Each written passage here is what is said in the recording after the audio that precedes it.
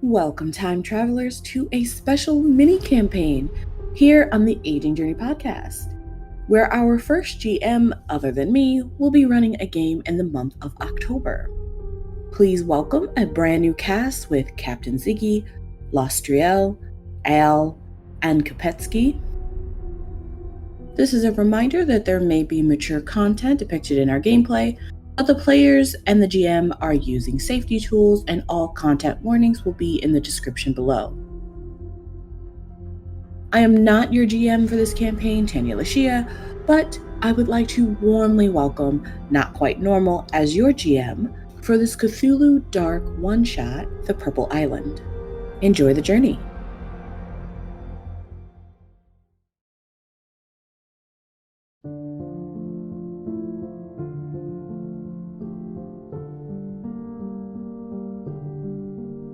The era is the 1950s, and the year is 1953. You four are passengers on the ship, the Oldman. It's a smaller-ish cargo passenger boat owned by an Irish family that have been taking people from New York to London area. Currently, you're in the mid-Atlantic, going from London to Liverpool, and it's about evening time. The atmosphere is pretty quiet and plain. The lounge is full of the passengers just listening to music sung by fellow passengers. And I'd like to start by traveling to Ale and his character. Could you give us a brief description of Santiago? Okay, so I'm a male. I am Colombian because I am a spy that is searching for a criminal. I have 19 years old. I have black hair, brown eyes, and I usually use a suit. And I always carry a gun. Now, the evening has found Santiago sitting in the lounge. There are plenty of passengers around. A pair of musicians are singing off in the corner one of the popular songs from the 40s. Santiago, what are you doing at this time? I'm searching for a criminal that is a problem for my country. In what way? Is there anyone who piques your interest? There is some pianist and a guitarist. Okay. Now, from what you've learned as you've listened to the people on this boat, is that there's 3 musicians here. The names you've gathered are Sophia, a rowdy gentleman named Stubbs, and a lady named Elaine. Are there any of those who, over the week, you spent time investigating? Yeah, the first 2 ones. I haven't had time to search for the 3rd one. Okay, Sophia and Stubbs? Sophia is an elderly lady. She's, from what you can tell, British, and she's been in America for a little while now. How long ago did you get to America, to the States, and to New York? 2 months. 2 months? Okay. Yeah. Now, this criminal, they've left a trail of death and mayhem in their wake. You've been contracted to find them. Many of the crime scenes involve a few different people. There's no specific description of the criminal, which is strange in its own right. You know that they're a musician, and you know that they've been traveled recently from Colombia to the States. And now you know that they're on this boat somewhere. Anything else that you think you might have picked up along the way? Any other pieces of information? No, I haven't. I only have seen for them, and I try to listen to their conversations along the boat. But I haven't got anything good yet. Sophia seems like a rather boisterous old lady. She has plenty of tales of her stories and the different songs that she sung for different audiences. Stubbs Riley, as he's called, is a guitarist. He's been traveling around the States recently, and during the war did some work for like the USO shows overseas. He seems like kind of a cocky gentleman, wears very flamboyant clothing. So those are your two musicians singing on stage right now. Just as you pass the time, what do you think you'd be doing? Anything outside of watching them? Is there anyone you would spend your time talking to? I'm going to search for the third one to get some information. Okay. Let's see. You would find her. She's sitting actually at the captain's table right now. There's another gentleman with her who seems like an older gentleman, and then the captain who looks to be like a young, maybe mid-20s Irishman.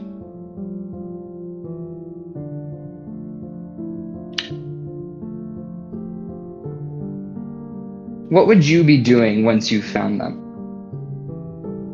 Okay, so I'm going to start listening to their conversation. I'm going to ask for something to drink, and I'm going to spy on them. Okay. Yeah, you take a seat at a table nearby. You've been on the ship, so nothing seems out of the ordinary for you. One of the waiters comes over and brings you a glass.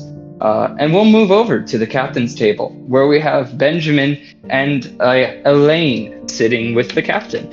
Can I get you guys to describe yourselves? Why, yes, Benjamin is a 6-foot man. It is 40. He's you can see a little. He has round glasses. This is brown hair with gray patches. This has a gray coat with a teal and white shirt, and always known to carry around a notebook and a pen, writing ideas for his next novel.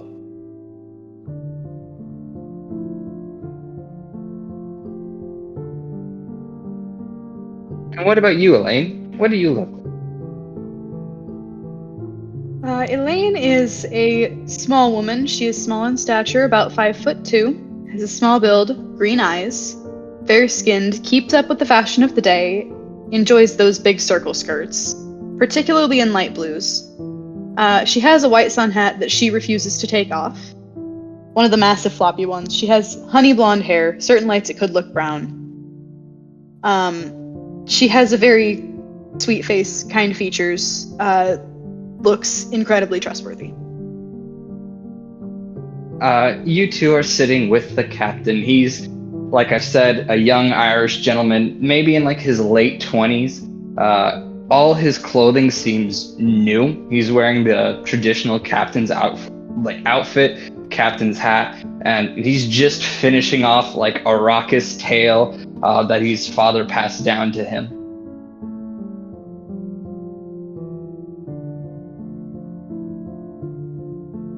Now, let's see. While this is happening, we'll catch up with you two later. Down on the side of the ship, along one of the railings, is another gentleman.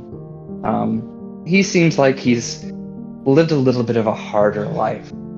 Otis, can I get you to describe yourself? Otis is a bigger guy, with graying, messy blonde hair under a very tattered captain's hat. He's got a bomber jacket with a patch that's just a orange spider web on it, and he's missing a left eye that's covered up with a plain eye patch. He's carving a little wooden fish right now.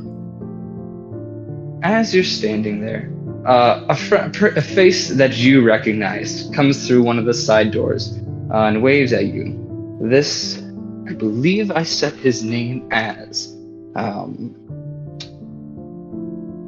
this would be Byron Gulsinger, an artilleryman that you met when he first came, just when you first got on the ship. You see that he waves at you. Hey, Otis, how you doing? Just getting fresh air, working on the fish. Fish you carving this time, eh? I don't know, some little one I saw. How many fish you seen, just sitting there on the side of the boat, huh? Lots of them. The whole ocean. Well, if you want to come and enjoy some revelry, the musicians are wrapping up, but the drinks are passing out. Well, don't mind if I do. So, as you two, can I get you to make just an investigation check as you go in? Fill me in on what I'm doing. So, in this case, you will roll dice, as is usual for all of these kind of games. You will roll one dice if it is something that is physically possible. Another dice is if it's a check that has to do with your occupation. If you want to risk insanity, you can also roll a third dice. What you're trying to shoot for is it's on a scale of 1 to 6. 1 is really bad if that's your highest dice. 6 is really good if that's your highest dice. I'll stick with the 1d6. I'm not going insane on my first roll. Let's see. What did you have set for your occupation? I'm a pilot. You're a pilot. Okay. I would say in this case, yeah, just stick with the 1d6. Did that work? So it will be. What'd you get? A 1. I don't see Ooh. nothing. I saw through my bad eye. No, you don't see anything. But as you go through the door, there's a tingling on the back of your neck. And it's a feeling you've felt before many times. You're almost familiar with it, but it's still there and it still catches your attention. Oh, Otis is whipping all the way around and pulling like a cross out of his pocket. You don't see anything out there. It's a casual evening. You can see the sun setting on the water. Ocean spirits. And I'll just follow Byron. All right. Well, as Byron leads you into the lounge where everyone's hanging out, we'll go back to the captain's table. The captain has wrapped up his story and is preparing to take a toast. This, I say, for good friends and good company. He raises his mug of ale or coffee, at a casual glance, you're not sure which, and prepares to toast. Benjamin raises a glass and returns, saying, "For all the unforgettable stories that shall be made aboard this vessel." Elaine raises a small champagne flute and replies with something akin to what the captain said, which would have been something along the lines of, "Yes, indeed, to good company." Here, here. It's certainly been a fun voyage it has. Now tell me, where are you guys off to again? I'm off to do a vacation back to my childhood home back in Britain. Yeah. Really? And what about you, miss? Oh, I'm headed over to Europe to further my career. Really? Well, I hope you sing in some of the houses in Ireland. We'd love to have you. Beautiful voices yourself. Oh, I'd be more than happy, thank you. Oh, speaking of beautiful voices, it looks like we're going to be getting a visit here. And you can see that the music from Stubbs and Sophia has settled down. You can see the Stubbs Riley kind of just sauntering over.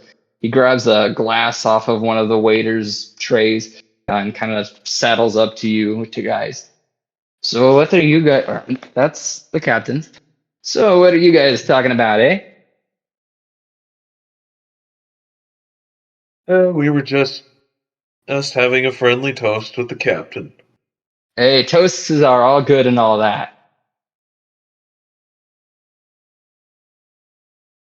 Me, I think I'm going to go enjoy the veranda because gotta love these sunsets, am I right? Nothing like ocean water. Oh, I am quite inclined to agree. Mm-hmm. Hey, you can join me if you want. I would love to. Thank you for the offer. Awesome. And Stubbs just casually strolls out, cup in hand, out onto the deck. And I will follow him with my champagne flute. All right. He's kind of, yeah, we'll follow you too. As he steps out onto the deck, he just casually holds the door open and then looks out at the open ocean, the sun setting, the reds as they mingle with the blues at the bottom. Well, Miss Rossi, seems like it's been a good evening for you as well. Oh, any evening I get to talk to others is a good evening. Fair enough. Gonna wow the world with your music? I hope to do something like that. Music is a special sort of power, you know? It changes people, affects people in different ways. For better or for worse, you are That quite is. correct. Care to revel us with a song tomorrow? Well, since you asked so politely. Oh, thank you kindly. Where do you think you'll go first when we get to Liverpool and then London? To say, haven't really planned that far ahead. Me neither. Here's to flying on the seat of your pants. Here's to spontaneity. Well, I think I have had enough champagne or wine or whatever I'm drinking for the evening. I will bid you adieu. Have a good night, sir. And he turns away and heads downstairs, like down a set of stairs. Going back to you, Benjamin, and the captain. He's preparing to burst into another long-winded tale from his father. Now, back in his day, that truly was a sight to behold. I mean, he would tell me stories of how the whales would come up right next to the ship and swim alongside you. Can you believe that? Well, when it comes to my line of work, you do believe in a lot of things. I bet you have some pretty amazing stories to tell yourself. Well, not to brag, but I have written a few novels of my time. Your time, ghost stories mostly. I mean, our ship here has its fair tale of ghost stories. My papa would always tell me about the one about the old lady and the wishing well. Although, granted, that wasn't about this one, but he would tell it a lot. Yes. Yes, do tell. Will do then. Now you see, there's this old lady, and he goes on into a long rambling story about some elderly lady and her 7 sons and all sorts of different encounters that happened to the family. We'll move back over to Ale. As you've been watching the captain's table, you've seen the events that have transpired. You've seen, well, let's see. Make an investigation. I want to see how much you've seen. Hey, I haven't seen nothing suspicious yet, so I'm going to head back to my room. Okay. As you're going along, you think back over just the different elements of the case, the different murders and crimes. Are there any in particular that stand out to you? Yeah, everyone is a musician too, so I'm pretty worried about the other two. Can you say that again? Sorry, I didn't catch that. Yeah, I am worried about the other two musicians because every time that the one that I'm searching for kills someone is another musician. Yeah, that makes sense. Make an just a general investigation check for me. Okay. So, what I have got in my room is that I got a telegram. And they say to me that the one that I'm searching for is not a man, it's only a woman. Hmm. So I'm going to discard the second suspect. Okay. And Well, yeah, oh no, go ahead, continue. okay. And as I saw everything in the boat, I get to the conclusion that one of the most suspicious one is Sophia. Okay. Now, one thing I want you to do for me is roll an investigation check because I want to see what kind of information you've picked up while you're here. Okay.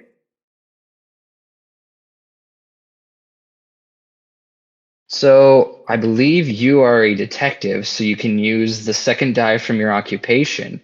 Investigation is certainly inside of your human capabilities. Do you want to risk sanity as well to check these? No, I don't want to. Okay.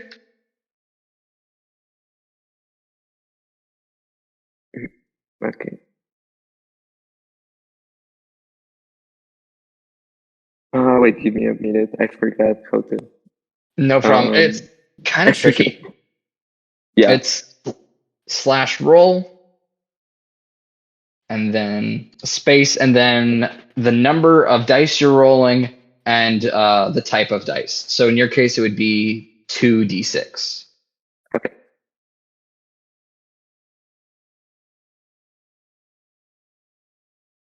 I got an 8. Not bad. Okay. That's not bad. Well, we'll use for this game. It uses the separate rolls, the 6 and the 2, and then you use the best of those. So you actually rolled a Okay. 6. You rolled a 6, but on a scale of Okay. 1 to 6, that's very good. So you have Okay. had your eye on the ball for this.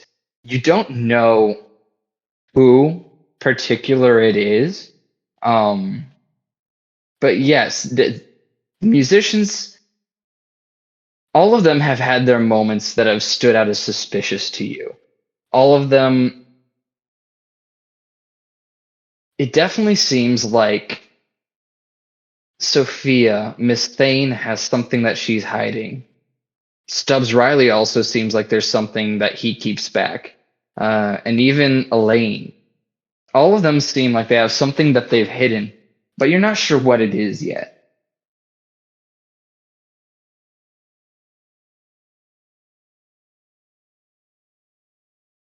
Now, is there anything you would do as you head back to your cabin? Now I'm going to rest for today. Okay. In that case, we'll go back to Otis and Byron. As you guys enter into the lounge area, the music is wrapping up, but the drinks are flowing. You can see the captain and an older gentleman. I believe Byron, or not Byron, Otis, you've met him a couple times, right? Yes, and he asks me strange questions. Do you think you would go over to him or try to avoid this man? I'm not going to go over to him. Neither. You know, Yeah. he's not someone I would seek out, but I don't harbor a hatred yet. I think Byron, he drags you over towards one of the waiters who's been passing out drinks, grabs a pair of them and hands one to you.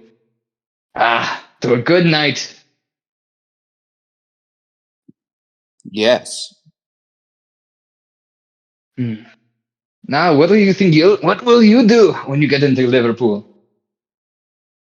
Start looking for my brothers. It was Marcus and who was the other one, eh? Jackson. Jackson, yes.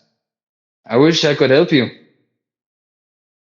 For all I know, they either sunk at the bottom of the ocean, are hiding from me, or already made it to America. We might have passed them. Yes. It is a big world and these are strange times.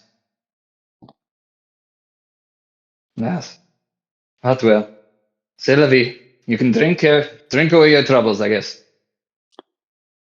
Don't mind if I do. Although I think it will affect your wood carving, yeah? It can wait. Ah. What will you carve next, eh? You should carve me a snake. I like snakes. Snake it is. Excellent. Are they hard to carve? Hmm? Are they hard to carve? I don't know how easy it is to carve a snake. It's just a stick, I guess. It depends on what position you'd put the snake in, and how drunk you are. Well, then I would be like, I want to see you carve it when you're fully drunk. That way the challenge is much more exciting. I already lost an eye. I'd like to keep my fingers. Ah, who needs fingers, eh? And it's at this point that the ship just seems to suddenly, there's an air about it that grows quieter. You aren't necessarily a Navy man, but you spent time on the water. If you want, you can make a check to see if you can pick up on what has changed. I certainly will. All right. Why did I move out of it? There we go.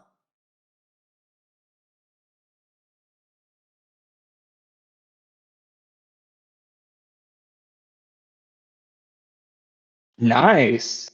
The engines have stopped. Oh, that's not good.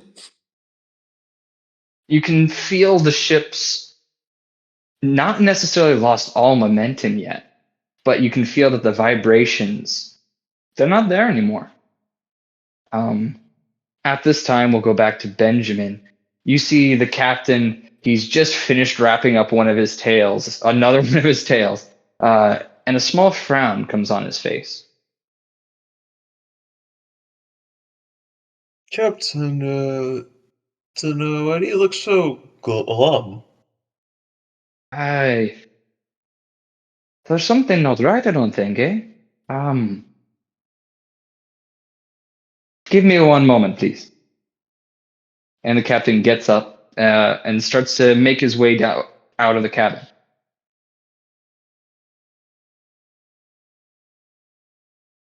Benjamin is a tad curious about this, so he will kind of slowly follow the captain and just try to take a small peek to figure out what's going on.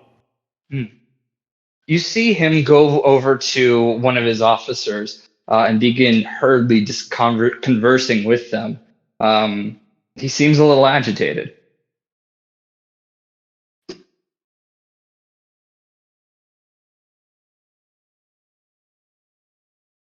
Well, this is concerning. Concerning as Benjamin tries to look around and see if he can get a clue of what they're talking about. Make an investigation check for me. If you believe your expertise would affect this, you feel free to use those. I do have observation written as my specialty, so.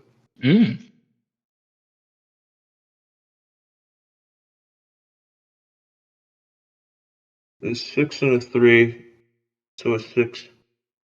Nice. You can hear them just hurriedly whispering. It's like, have the engine stopped? What's going on? Why are we not moving? I don't know, sir.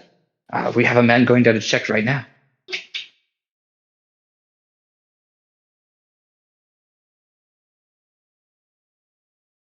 The captain, after discussing this, kind of turns back and sees you standing there and moves back over to you. Nothing to be alarmed about. Just a small issue. Benjamin still has like a silent face of worry after what he heard.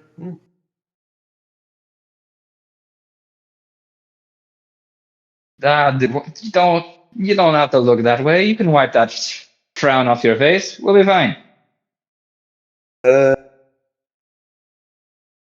I suppose I wish you the best of luck with the situation, Captain.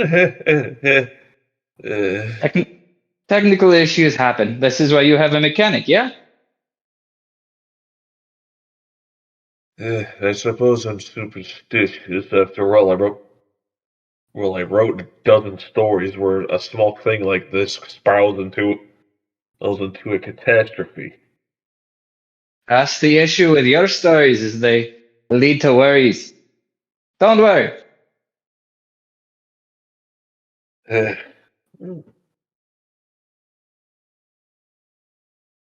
Think at this point, we will go back to Elaine. Once Stubbs has gone down for the evening, what did you do? Or what would you do? I'm likely just enjoying the sunset and the scenery and humming absentmindedly to myself. Let's say.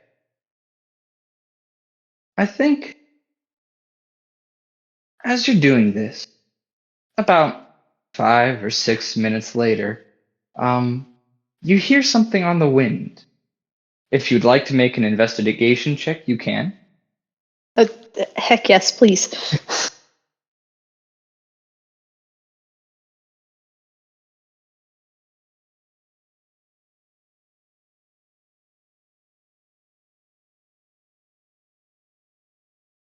I really want to know if this is going to be another 6, because in the last 3 rolls, all of you have rolled 6s.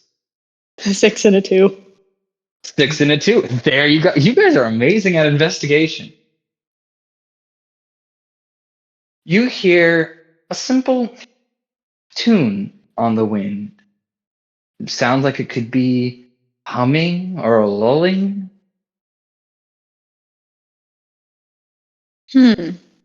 That's strange.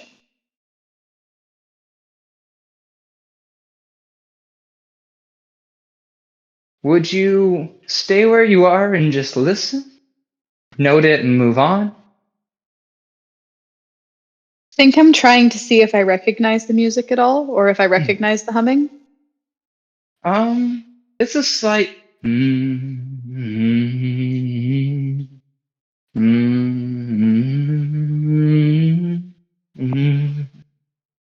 just it has familiar elements to it, but also strange notes added here and there.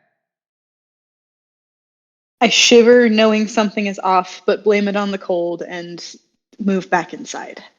Okay. As you enter in, you see the captain having a hurried conversation with one of his mates, Benjamin, sitting at the table by himself. I don't remember. Did Otis and you, do you guys know each other? Do you think you've noted each other as on the ship? Otis and who? Elaine. We're part of the No Ghost Club, but other than that, nah. Okay. Yeah, I'd say probably just like talking and passing about very strange feelings on the ship. Okay. Well, you notice Benjamin, the captain. The captain finishes having his conversation with his mate and moves over to talk to Benjamin. He seems cheery. So that's nothing out of the ordinary then. Yeah, probably not.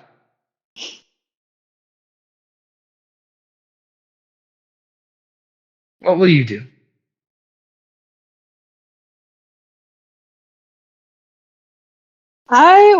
Is Sophia still there? Can I talk to her?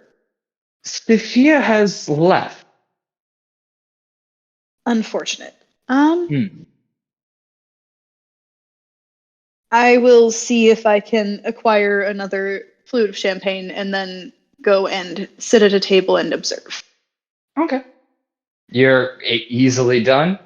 Grab one of the bottles of not bottles, unless you want a bottle, glasses of champagne, and just enjoy the room. We will move over to Santiago. You're in your room. Have you gone to sleep, or are you doing something else? No, I get an idea of what will I have to investigate next. Okay. So by the diagram that I got, I'm going to trust on the second suspect. So I'm going to try to make a trap for the criminal. Okay. What kind of do you want to say? What kind of trap you're setting? I'm going to talk with him and I'm going to try to make a little space for all the musicians to stay in the same place alone. So I can check some things. Okay. Well, I think as you're thinking this through, you hear sound coming from outside your door.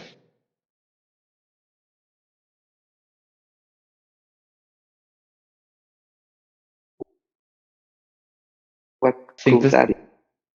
Go ahead. Okay.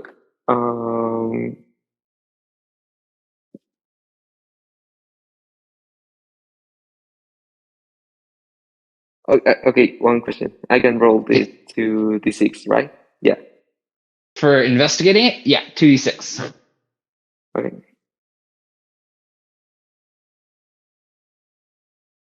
I got It's a gonna. 6 and a 1. Holy crap! That in the last 4 or 5 rolls, there's been a 6 in every single one. I need you guys to stop rolling so well. It's No. music. You hear the sound of music, a similar.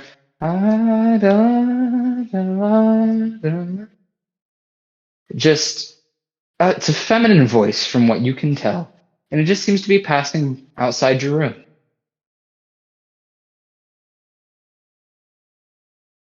Um, that sounds like one of my suspects. But I don't know what could that be. It doesn't Okay. seem right. So I'm going to get out of the room just to search for the sound. Okay. As you open the door and look left, right, you see Sophia walking away from your door down the hall, just singing to herself.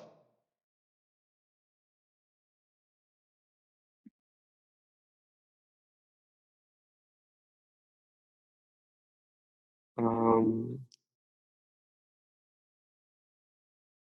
I'm trying to understand what she's singing. I'm trying to see what tone is she using. It's from your 6. You can tell Okay. that it has. I'm going to go off of your previous investigation because that was a good roll. The 6 was good. You can tell that it's not any song that you've heard before, but that it feels like there are parts of it that are. Like she's singing notes and lyrics from, or humming, whistling lyrics, notes from other songs, but not all in the right order, and taking one note in one piece and putting it somewhere else.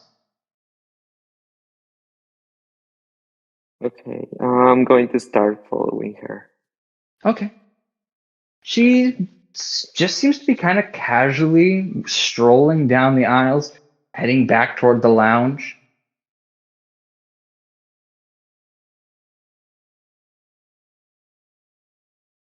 Okay, so I got to talk to her. Okay. What do you say? Um, Hello, how are you doing today? Um, have you seen anything wrong today? I don't know. I'm just worried.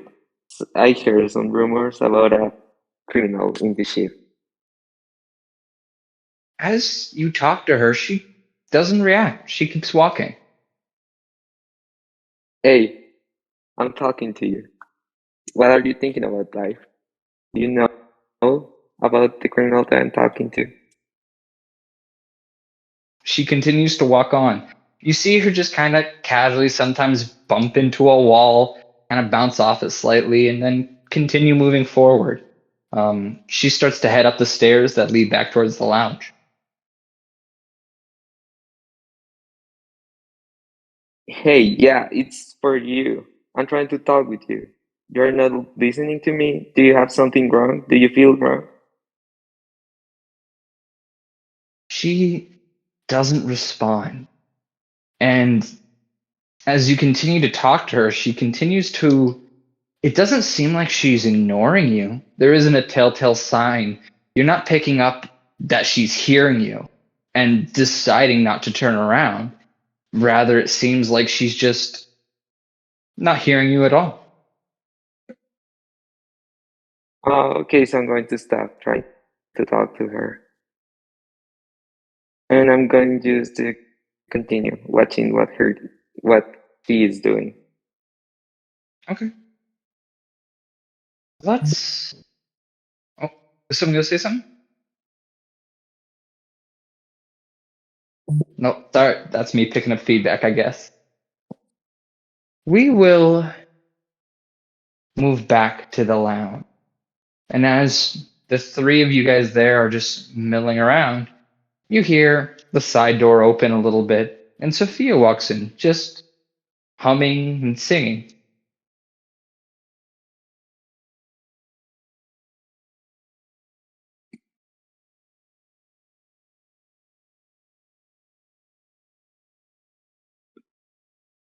Now, would anyone do anything? I think for you, Benjamin, the captain has politely moved away and gone back to talk to his mate. I suppose Benjamin would then while walking away from the captain after he was finished talking with him and notices Sophia walking around humming. I mean, he would just have a look of confusion on his face and tries to listen a bit more. I think as Sophia walks into the lounge, her song grows a little louder. It starts to fill the lounge. People turn to look and see who's entered, who's singing. And then there's a loud grinding crack and a rumble through the ship as the sound of a loud explosion covers her song and tears through the night. Otis is swearing up a storm.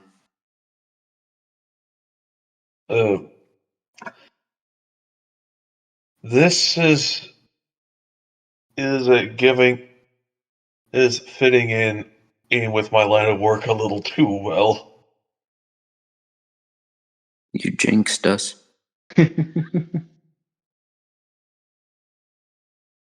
What? Just What because are I you write all- fictional stories about spirits doesn't mean I control real ones. Yeah, but you Sure. said What are you guys doing in this moment? From all of you, as the sound of an explosion rips through the ship, you can feel it shake your feet. First off, I want everyone to roll a check for me. Just let's see how your nerves, now whether you're able to keep your footing, how those do in this time. Can I just go ahead and say very poorly for Otis? just right off the bat. Well, what I would say is this will affect your sanity. So if you want to just take a point, go ahead. Yeah, I'm gonna just do that. This is a little too this has already happened to Otis. Otis, as you take a point of insanity, as flashes in your head of explosions around you, as memories start to flood in, you look across, just out. You see startled, panicked faces. You see fear and surprise. You see a weird rippling on one of the windows, similar to a stone dropped into water. Bastard Ocean's trying to take me again. And then it's gone. Yeah, Otis is just trying to get outside now. Okay. I think you fight a small rush of people. Some stay standing shocked. 2 or 3 start to move. Byron grabs your shoulder. Hey, where are you going? Outside, sinking ship. Ocean. Okay. Okay, well, don't go in the water. I'll stay with you. The water's where you're supposed to go when the ship is sinking. Yeah, but we don't know what's happening yet, okay? I mean, don't throw yourself in the ocean just yet. I mean, you can, but I don't want you to drown, okay? Oh, and I do? Whatever. Elaine, what are you doing at this time? Check was a 1d6, right? Just one. I believe. Let me double check. I gotta refresh my own memories on this. For insanity. Roll a 1d6. If you roll equal or lower than your insanity, describe keeping it together. But if you roll higher, add 1 to your insanity and describe your fear. Yeah, I What rolled did a you 5. Okay, so you gain 1. Lovely. God damn. I really don't like strange and unusual things. Living through a time of war, I think the world is messed up enough, and this really rattles me. I don't like it. Okay. You see people starting to leave the room. There's panic spreading. What are you going to do?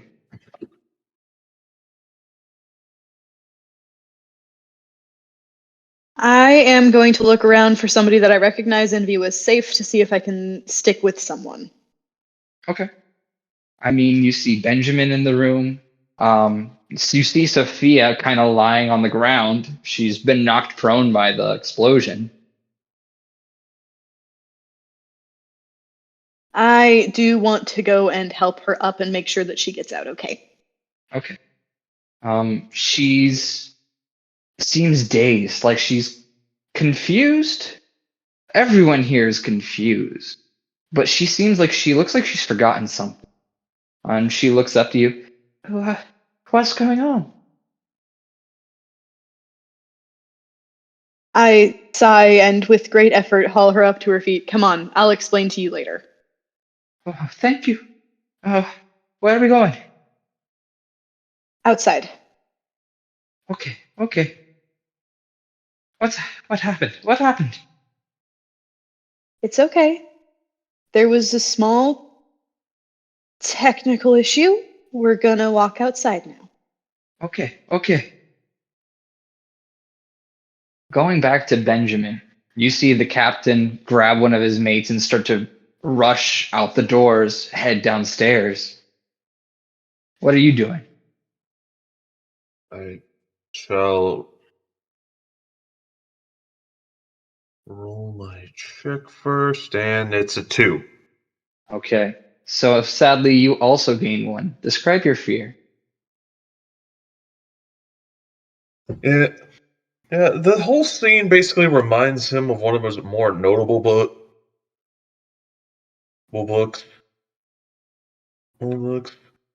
Like more specifically, one about on a plane going down, known as the climax. So X and the scene is suggested that he wrote himself that he figured he would never ever be involved with in real life, just go down, but on a ship is kind of messing him up a bit.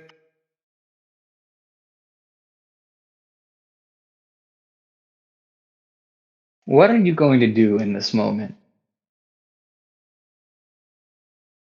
He would probably just be running around shaking a little bit, just looking for anything to help in the situation. Okay. I think. What are you looking for in particular? Is Honestly, it there isn't a very specific thing. He would probably just find like he just scatterbrain looking for like a life preserver, life jacket, someone to tell one that can help him a bit, like anything along those lines. okay? Okay. I think you can find a life preserver, life preserver. Yes, those are the rings. You find a life preserver on the wall. There's no life jackets being handed out just yet. But you can at least pull that off the wall.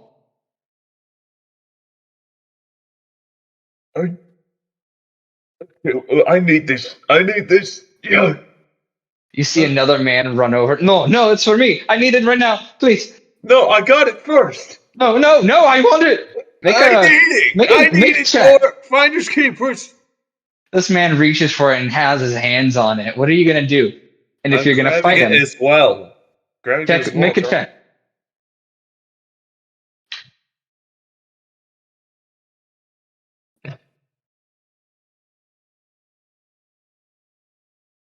A 6. Ooh, what do you do to this man?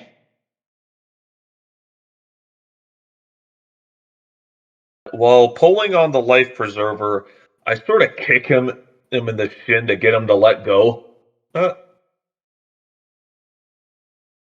I think he kind of crumples onto that, like onto his knee there. He's like, "Ah, no, please!" I got it first. Try to find another one for Pete's sake. He looks around, kind of panicked, and starts to run over towards one that's on the other side of the room. You have your life preserver. You can see the air in this room of panic is picking up. People do not know what's going on. They're scared. Ale, what are you going or Santiago, what are you gonna do? Okay. I gotta see. Well, wait. First, roll your check. Sorry. Let's see how you react. Oh, okay. Yeah. So that explosion remembers me to how everything of the first attack went. The first attack of the criminal that I'm searching for. It's the same as the one that I heard the first time. Okay. Roll. Have you rolled your sanity check just yet? Yeah. Okay. What'd you get?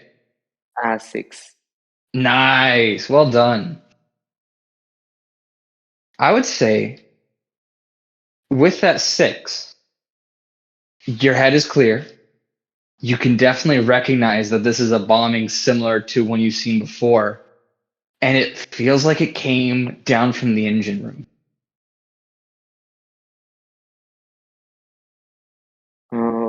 I can go to check that explosion, where the origin is. I have to search for the musician to prevent any Which musician problem are you with them. searching for? I'm trying to recognize the 3 suspects, but most of the women. Okay. I want to keep an eye on them. Okay.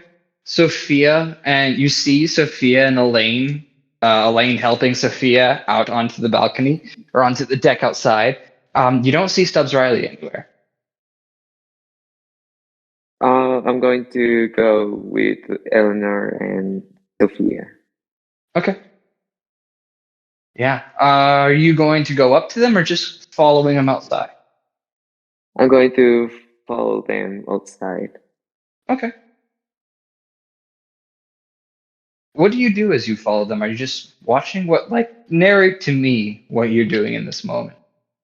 Okay, so I'm getting outside of the room, and I get a visual of them.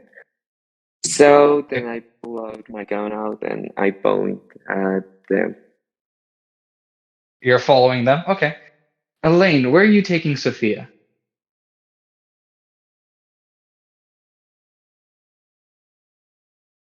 I think I'm just trying to get her where like the majority of people are so that if she does collapse again, I can have help because I am a small human. Okay. Okay. I would say So crowds, looking for crowds.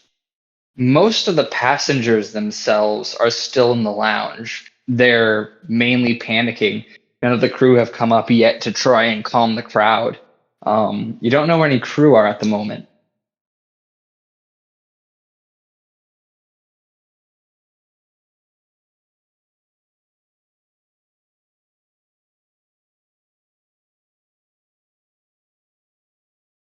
Going to sit Sophia down against the wall gently and kind of just sit with her. Okay.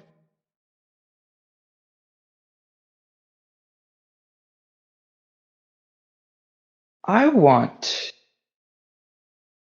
Santiago and Elaine to make an investigation check for me.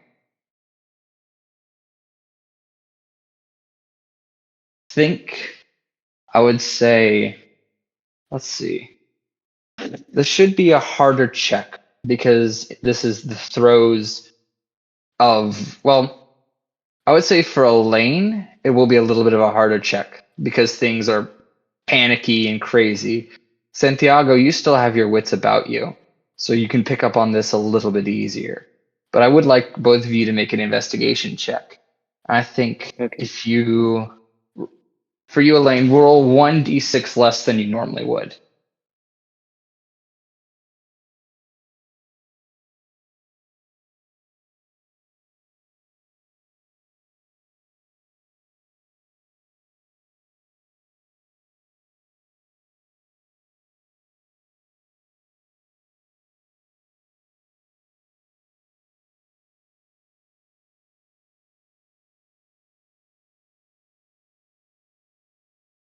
Did you guys catch that?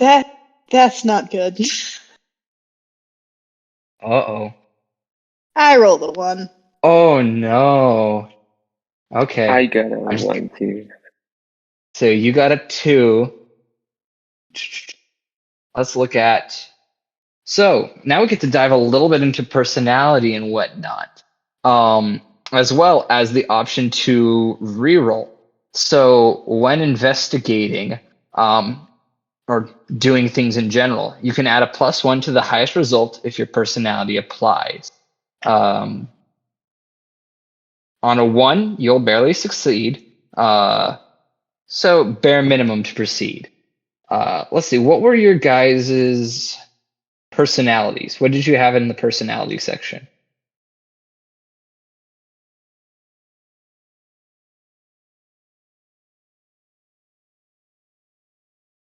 Thing that's gonna help me. Sweet, innocent, and friendly.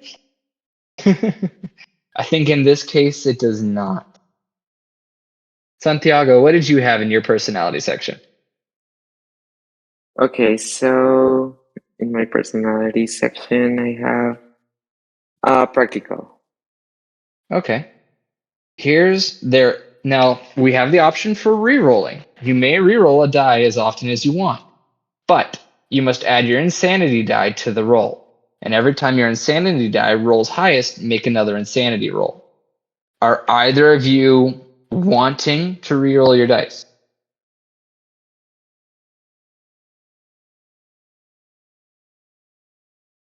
I am going to. Okay, so you'll add your insanity to that one. We will say that's the last die in line. Okay. So you'll roll 3d6.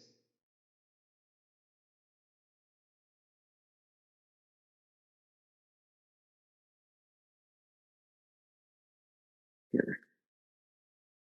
5, 3, 2. So you get a 5. That works well for you. Your insanity does not go up off of this one. Elaine, will you be rerolling or keeping the 1?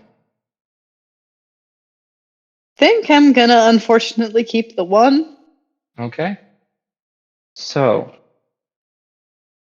Santiago, through all the panic and screaming, you hear whistling.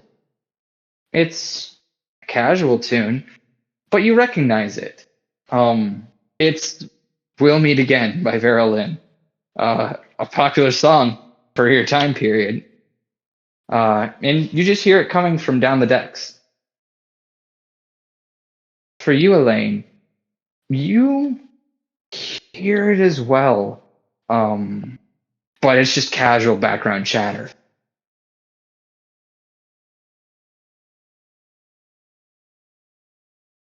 What will you two do?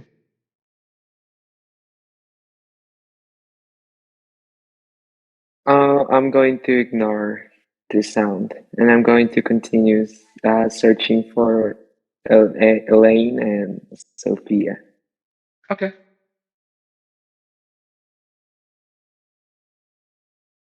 Let's see. Wouldn't my profession apply to that investigation check since I am a musician? In this case, I think it would. So can I roll 2? I would say you could. It's tricky because it's a panicky situation, which makes it harder to hear, but it is musical in nature, so it makes it easier for you to pick out. I would say you can re-roll 1 die again, All right. but you only get the D6. 1 die.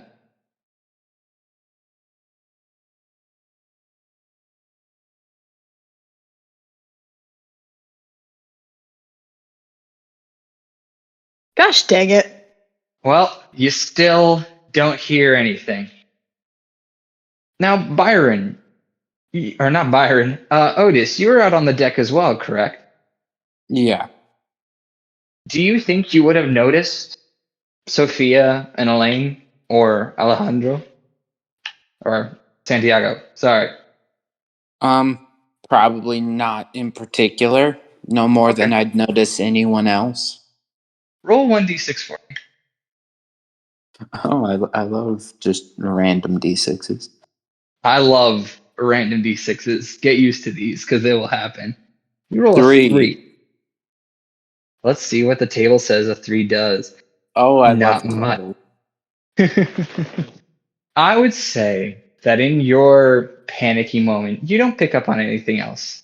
You're just by the rails. Once you've moved outside, what are you doing? I'm just trying to gauge the situation on the ship and figure out if it's safer on or off the ship at the moment. Also, keeping an eye for any life preservers, but at the moment, he's not too concerned about that. Okay. I think Otis is, or not Otis. I'm mixing up names like crazy right now. You're Otis. Byron is there with you. He's just keeping an eye on you. He's trying to check, see whether you look like you're about to leap into the waters or not. I'm not about to. I will tell him when I'm going to jump into the water, and I have told him as such. Benjamin, what are you doing right now? Right now, I'm sort of running around with the life preserver held on tightly in my arms, trying in my panic to see if it's a good time to jump with the preserver or not. I would think at this time, one of the crew members comes on board. Now, do you think you would be keeping your eye out for crewmates? Yeah, I believe so. This gentleman walks into the room and just kind of stands there looking around him.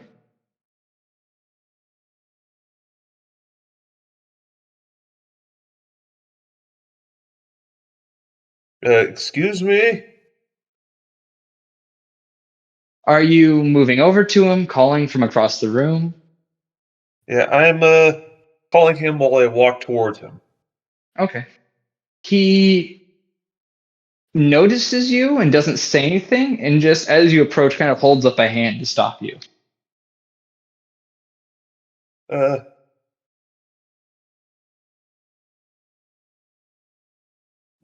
Everyone is panicking. I think since we heard the explosion earlier, I have a life preserver ready. Are we about to abandon ship?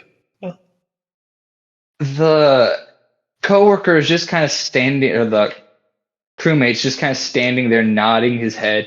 He doesn't say anything back to you. Make an investigation check for me.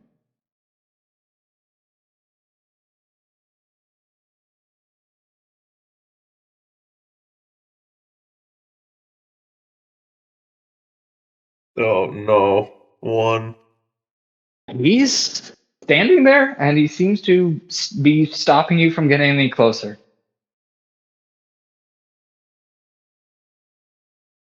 Oh, come on, please. Please, Is there anything? do I jump? Do I stay here?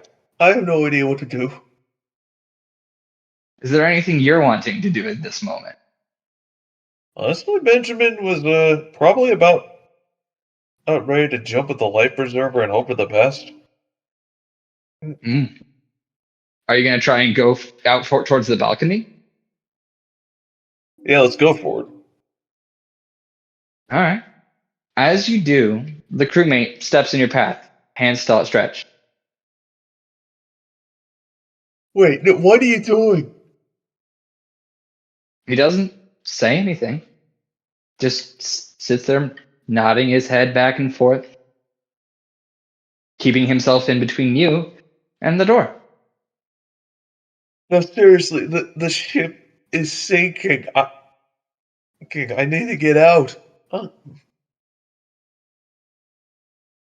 We're going to move back over to Santiago and Elaine and Sophia. On your side of the deck, you now hear footsteps moving up the stairs.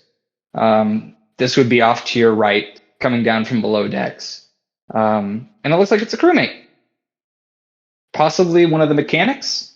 He's holding a large wrench and is very dirty, so he looks like a mechanic.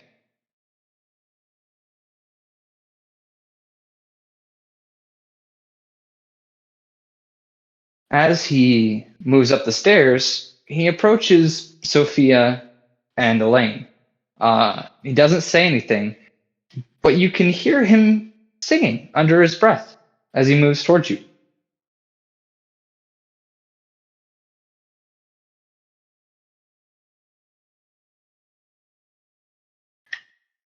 I get really nervous because that's kind of unusual. And in the state of panic, I'm trying to see if I can match up the song to anything that I've heard either on the wind earlier that night or ever before. Make an investigation for me.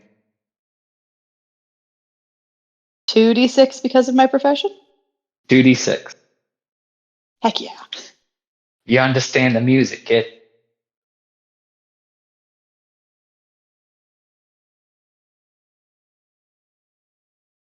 Ha! 6 and a 2. Nice.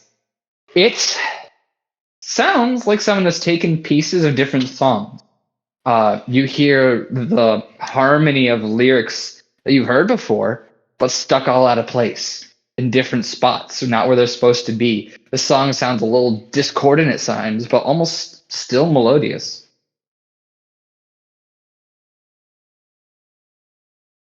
I shudder once again, recognizing it to be the same type of thing from when I was standing outside earlier. Does the crew member look like threatening at all, or is he just kind of walking? He is kind of walking, but as he approaches you, he kind of firms up his shoulder, his wrist, his hand holding the wrench, and then sticks out his hand motioning towards the gallery door, or the lounge door.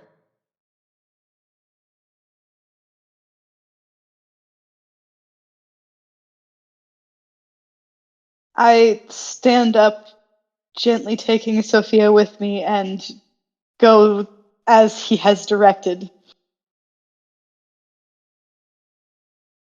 He just gently nods his head in time with his tune, which, with it being discordant, is more like a weird, jagged bobble back and forth. Santiago, what are you doing? Okay. So I got to search for noisy. That sounds pretty similar to something that I have heard before. You sound a little garbled there. Could I get you to repeat that for us? It just sounded like you were breaking up a little Yeah, wait. Yeah, I have some bad connection right now. Just yeah. bit.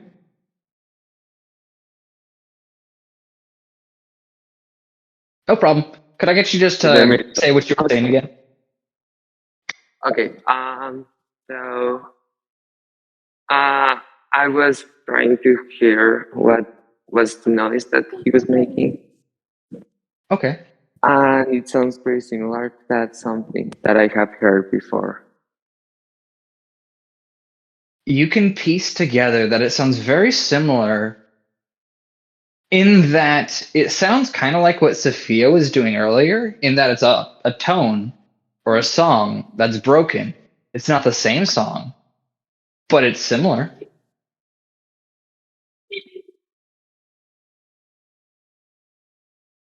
Yeah. What are you going to do? I'm going to approach to them. So I'm going You're going to to take a conversation. Yeah. You're going to start making conversation with them?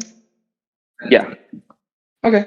You see, so back to Elaine. Sophia's still a little out of it. You see a man walking over to you guys. Santiago, are you hiding your gun?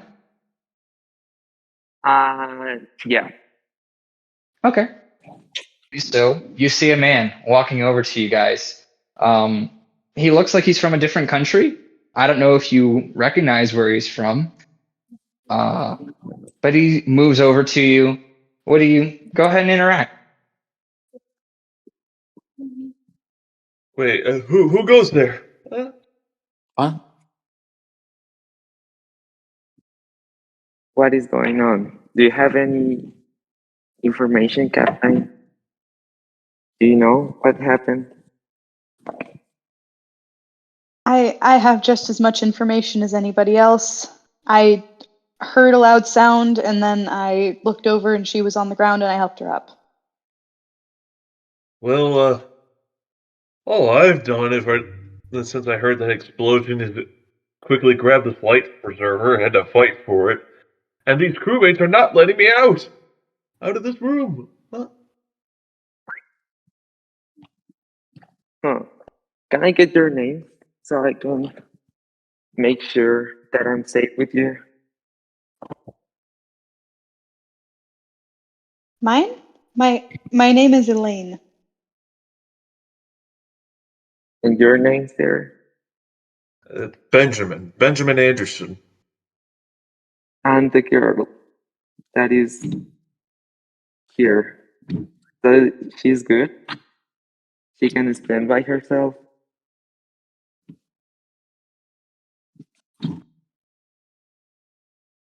I'm not sure. She seems out of it. I think she may have hit her head. Do you know her name? Yes, her name is Sophia. Okay. This is the first time that you interact with this woman?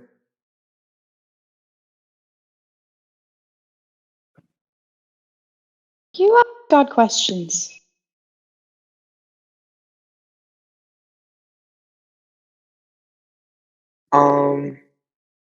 No, I'm just curious about it. Oh, she and I have spoken before. Okay. And you, sir? I haven't really seen much of this Sophia woman.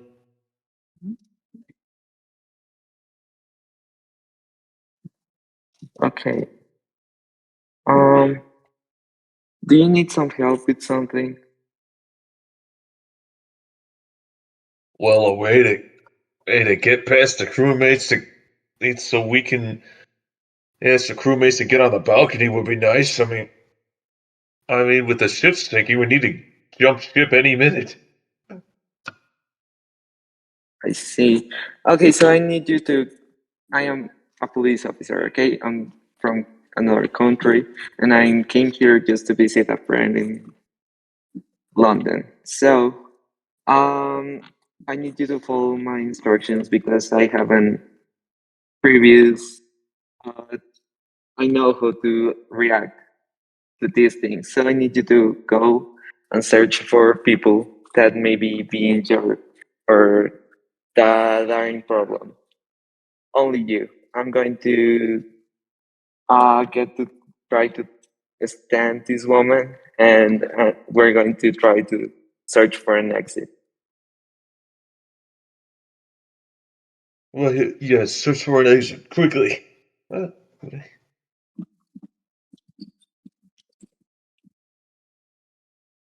Oh, okay, so I'm going to take my gun out as he goes out.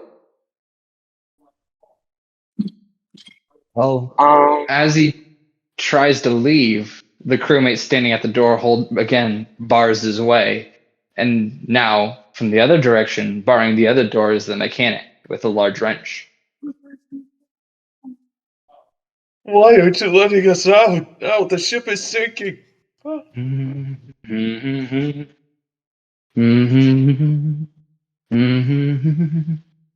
There's no response beyond humming.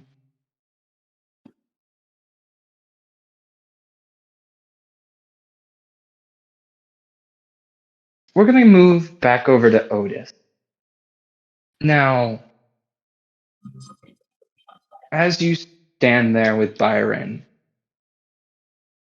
you start to hear singing as well. No check required because it's loud.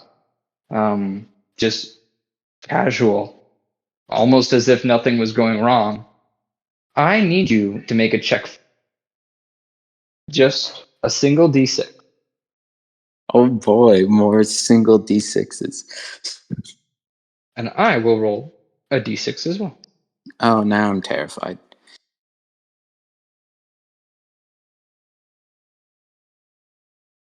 I got a 5. All right. Unfortunately, Byron got a 1. God damn it, Byron. And you hear this music, and it's pretty beautiful. That whoever is singing has a very fine pair of chords in their lungs. But as you listen to it, it's almost like there's a static behind it. There's a weird hissing. And then suddenly, in front of your eyes is a loud explosion, as if anti-aircraft fire had gone off near your head, and you blink, and the music doesn't sound as beautiful anymore. And standing next to you, Byron just looks like he is hearing the sweetest song in his life. And he starts to hum along. I slap him.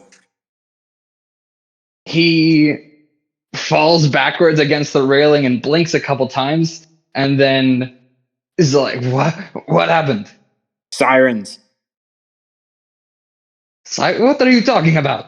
You looked high as a kite and you started singing the same song that the wackos downstairs were singing. And something's wrong. You were out of it.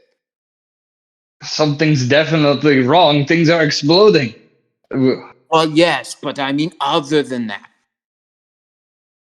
He looks puzzled and confused. What are you going to do in this moment? As you are standing there, the sound of singing gets louder.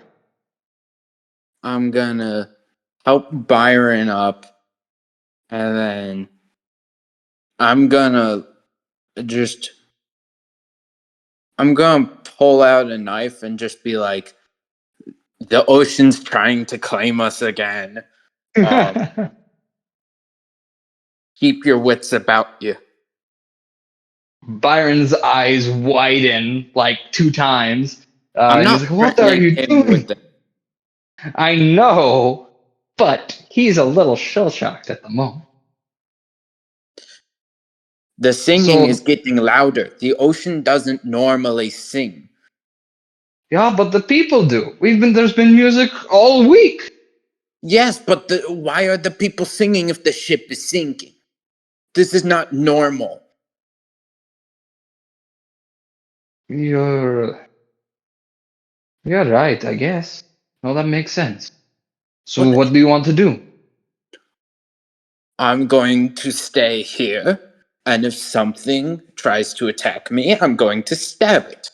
I recommend you do the same. And if the ship looks like it's gonna go topsy-turvy, we get a life preserver, we jump, we pray. Okay. Okay. I'm gonna go into the lounge and see what's happening just to make sure people are all right. You stay right here. Okay. If you're gone for more than 2 Don't. minutes, I'm gonna go look for you. Okay. And Byron moves in. The rest of you, as you're standing there, kind of watching the guard, you see a larger, kind of scruffy-looking bloke suddenly barrel in from the other side, kind of almost knocks the crewmate over as he comes in. He's like, "Oh, excuse me." Yes.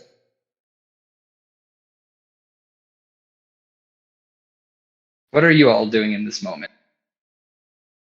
Benjamin, while hearing the noise, but is the other crewmate being barreled out of the way, and notices that particular door isn't exactly guarded anymore, and he's just about to book it. Like, oh, thank you for getting him out of the way, sir. These people crewmates just won't let me leave. What are you talking about? I tried to get on the balcony to ready myself to jump it as we abandoned ship, but the crewmate just blocks the way, hold his hands out, was just humming music at me. They won't let me through. Oh, okay. Okay. Be careful out there. A friend of mine, he also said there was music outside as well. I do not know if, I assume they are related.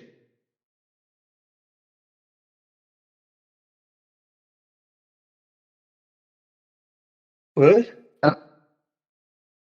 Elaine and Santiago, what are you guys doing at this moment? As Byron bursts through the door, knocking the guard over. Or nearly.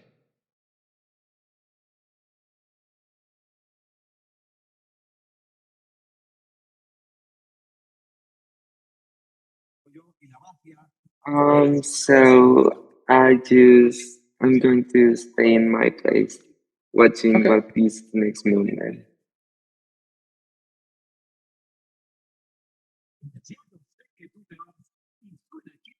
I want to ask Byron if he was also herded under deck by crew members.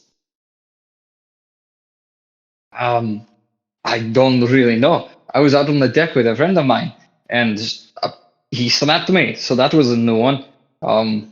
He apparently said that there was music out there as well, and that it was affecting me. I do not believe him, but I don't know what. I can hear it too. Believe we've all been hearing some sort of music in some shape or form in the middle of this crisis. Where do you think it's coming from?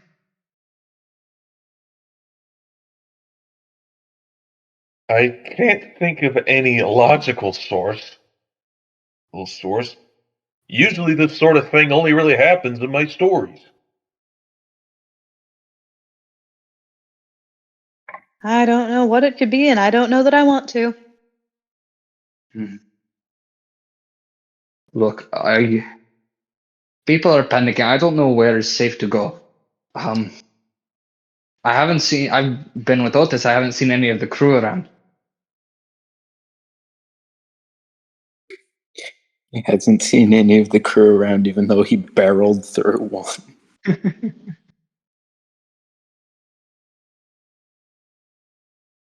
Likely they're all in the engine room trying to figure out what went wrong. Look, if things are not good here, Byron looks torn. He looks like he wants to do something. He wants to help somehow, but he's not sure what he can do. Whether he should stay and try and calm people down here, or whether he should go check on the crewmate.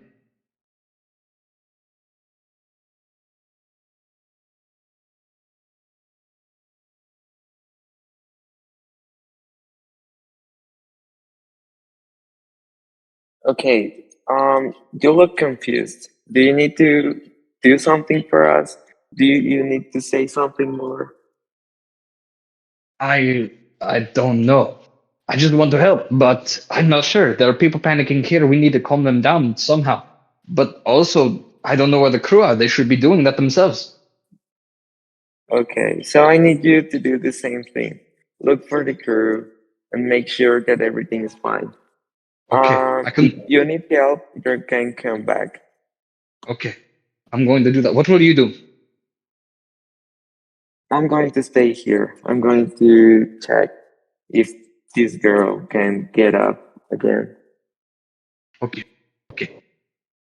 And Byron starts to head back towards the door the way he came. He probably runs into Otis already coming back to look for him, even though it probably hasn't been 2 minutes. Otis! Oh, I'm going down to check on the crew. All right, do you I'm want coming. to... You're coming? Okay, good. We'll head downstairs. Otis still has the knife. It's a nice knife. Oh, nice. How nice a knife? It's a nice knife for Otis, which means it's not like fancy carved, but it's not dollar store. That makes sense. It's somewhere in the middle. Okay. Well, I think with Otis and Byron heading downstairs, are the rest of you staying put? Elaine has a sudden realization that might actually end up helping somebody. That guy said that his friend slapped him to snap him out of being affected by the music. Do you think that would work on the people guarding the doors?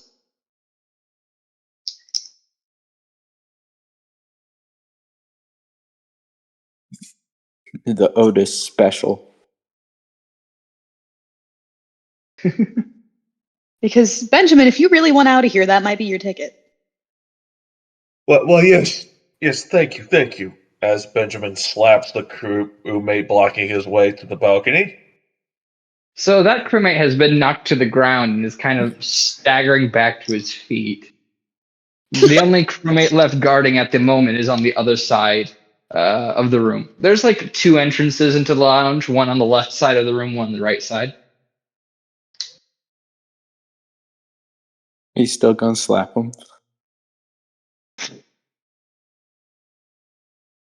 Oh, I'll go slap the other one. So more people can get out, of course. The true gentleman. I'll slap the other guy for the peasants. There. Here is your freedom. Oh, thank you. Now I got my life preserver, my pen, and notebook, so I'm gonna get off this sinking ship. I don't think the notebook's gonna survive. If I'm gonna be 100% with you.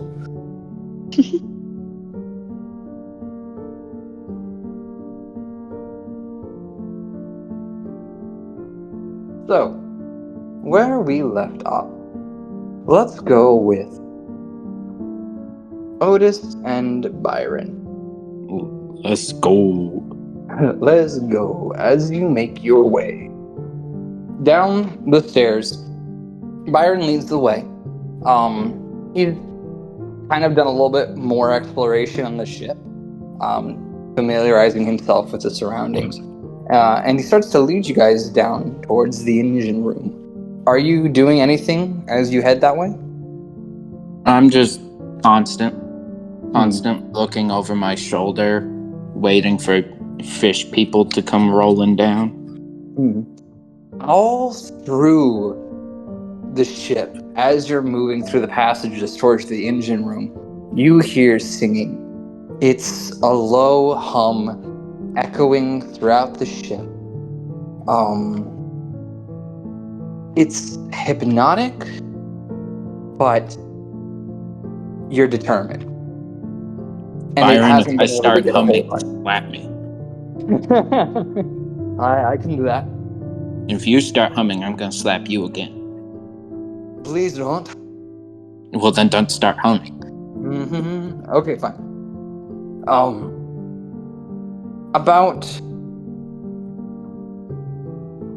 would say you start to approach the engine room. Make an investigation check for me. Oh, fun. Can I get an extra D whatever because we're near the engine room? I'm Not, a mechanic. not in this case. Yippee. Because this is more for eyes and ears. I would say, not in this case. I got it I'll give too. you the freebie that you don't hear the engines. Oh. Yeah, I got it too. 2. You don't catch anything before you round a corner and bump right into one of the crewmates who's just standing there. Is he humming? He looks at you confused, and he's not humming, but he's got his back pressed up against the wall and is just kind of looking down the hallway. You good? I'm good, but don't step out there, okay? What's out there? I think James has a gun. Is he humming? James? Yes. I mean, he was. I don't know what happened. We heard music and then he started humming along. James. What was that? Do you have anything I can throw at James? Why? Because when you knock people, they get out of the humming trance. And all I have is a knife, and that's a little more fatal than I want. He kind of fiddles around in his pockets. He's like, I don't have anything. Here, you can take a shoe, I guess, but don't do anything stupid. I'm just gonna throw it at James if I see him. He's already fired a couple shots, so I think I don't know how many shots he's got left, but be careful. And I'm gonna just kind of slowly peek around the corner with my good eye. Okay. It's dark in here. The lights have gone out. You're not able to see anything out in the distance. The hallway itself is only like 20 more feet down. Byron sidles up to you. He's like, so down that hallway, to the left, that's where the engine room is. Okay. And I look at the other guy. Is James like all the way in the engine room, or is he just in this hallway? I'm not sure. I think he's in the engine room. But when I was coming down the road, the hallway there, he popped out and just started shooting. I'm gonna throw a shoe down the hallway. It rattles off the wall, and you see James kind of peek out. How stealthy are you hiding? I mean, I don't know if I'm stealthy, but I'm mostly behind the wall. I'm peeking out as little as it takes to toss the shoe and see. I would say roll a check and add 2. All right, so okay. I think our dear friend James will also roll a check. Well, you get 4.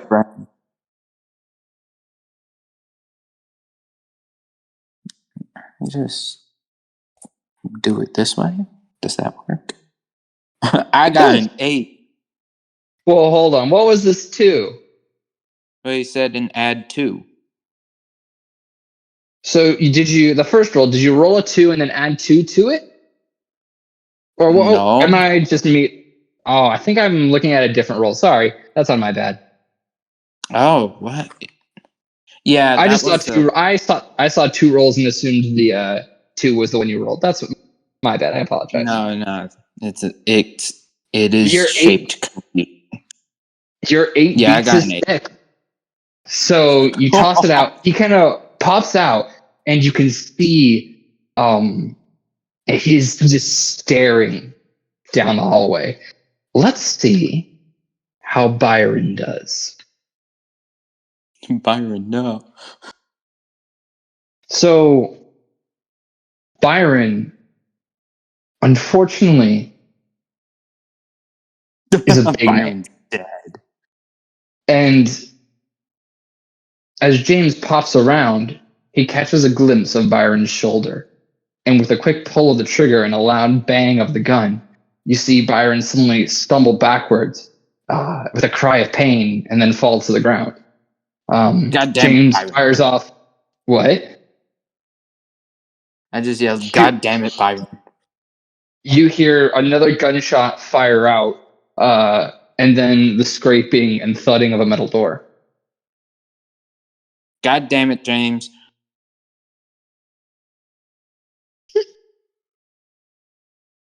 I'm gonna see how bad Byron's been shot. Okay. Do you have any medical expertise? No more than basic army training. Okay. If you'd like to check and see his wounds, you can make a check for me, but that would be 1d6, unless you want to add, I believe it's either a flaw or insanity to it.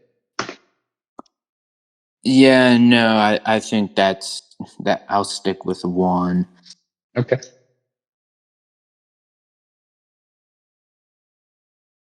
Sick. Let's go. You're able to quickly slide him back to the side. You can see that the wound is a shoulder wound, and that it's nowhere near his heart. It looks like it was just in the muscle on his left shoulder. You don't see an exit wound on the other side, though. I got good news and I got bad news. Ow. Good news is you'll survive. Bad news is you'll need a doctor. And I'm just gonna find some cloth to tear and just kind of shittily bandage it. James or not James, the other crewmate who's standing there with you, he leans over Byron. Have you seen the captain? I had heard he had come down here, but I haven't seen him. I thought he was still upstairs. No. One of the other, I think, Peter said they had come down, but I haven't seen him. Alright, ooh, we're at a bit of an impasse. It sounded like James shut the door. So, theoretically, he can't fire at us until we open the door. However, he will fire at us if we open the door. What? Byron's been shot in the shoulder. And there's some weird stuff going on. You're right about that. Yeah. If you hear anyone humming, slap them, hit them, something simple that seems to knock them out of it. What do you think we should do? I mean, I think the explosion came from inside the engine room, but I'm a little there could be a hull breach. I don't know. I haven't been able. I don't know if there's anyone else in there, and I can't get there. What with James guarding the door? I haven't seen anyone else from the crew either. There was some guys in the lobby, I think. Oh, do you know who? No. One of them. Actually, I wouldn't know that. I'm gonna get Byron up to the lobby. Don't do anything stupid. Okay. I'll make sure James doesn't come out, I guess. Be very careful with Byron, though. It's not my first rodeo with an injured person. And I'm just gonna kind of prop Byron up by his good shoulder and start walking him back up to the lobby. Okay. Is the ship tilting at all? Make a check for me. Oh, boy. How do I forget a command I keep doing every 2 seconds? Look, slash roll is hard, okay? I don't even do roll. I just do R. 2. You're not sure. Fair enough. Yeah, I'm just gonna try and get Byron back up to the lobby without, killing him. With Otis dragging Byron, trying to get him back up to the lobby, we ourselves will go back up to the lobby. Everyone's panicked. People, now that the ways are clear, are streaming out onto the decks. Benjamin, Santiago, Elaine, what are you guys doing in all this? I am following with the crowd, getting ready to jump off, looking for a nice spot to do it. Do it with my life preserver held on tightly. You see a handful of people, like 4 or 5 people, have moved over to one of the lifeboats and are preparing to get that to drop that. Actually, would have any of them heard the gunshots?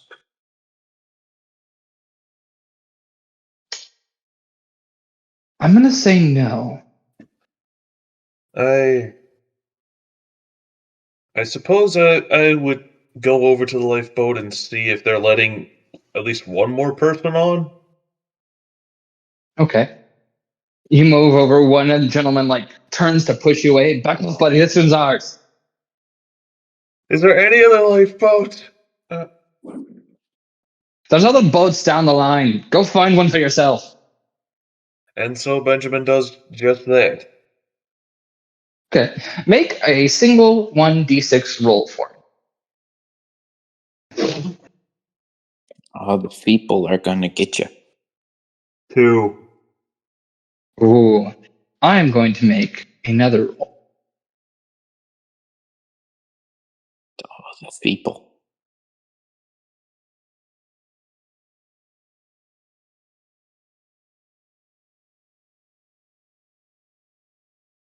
As you begin to move to find a boat, you hear a song. And it's a very pretty song. And you feel... Yeah, go ahead. Yeah. Honestly, it's the song that's playing after all the talk of the song. I did try to cover my ears a bit. I would say you get a moment. As you're standing there, you notice the people in the lifeboat starting to calm down. They're not pushing and shoving in as much. In fact, they're starting to back off.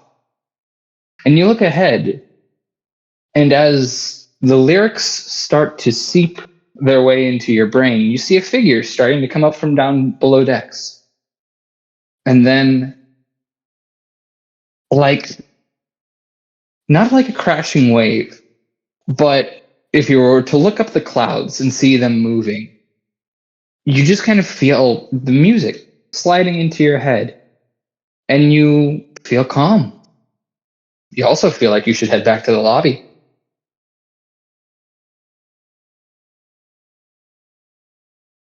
I think it'll be like a struggle where he remembers the conversation vividly, so he's or his mind is telling him to just keep going and get off the ship while his body sort of moves a little closer towards the lobby.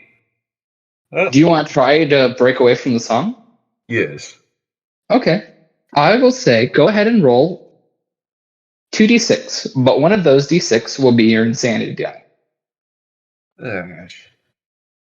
A 2 and a 1. Ooh, fortunately, the insanity die was not the higher die, so you don't gain any more insane insight.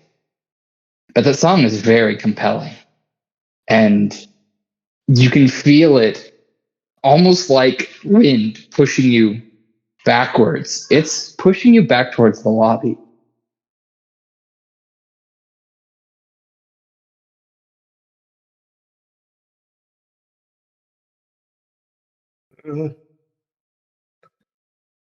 And so you would just see Benjamin just holding on to that one last gap ebb of free-mindedness as you could just see he's really losing the struggle here. I would say your mind feels active. You're thinking. But as you think, you feel the wall between your mind and your body. And whereas your mind wants to run, your body doesn't seem to want to do that. It's comfortable. It's at peace. It feels like it's resting.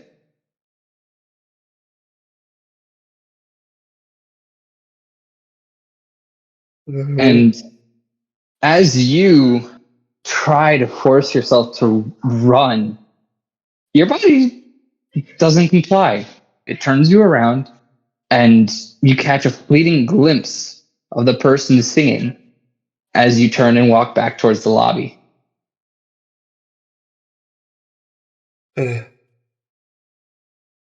What is this song? What is happening to me?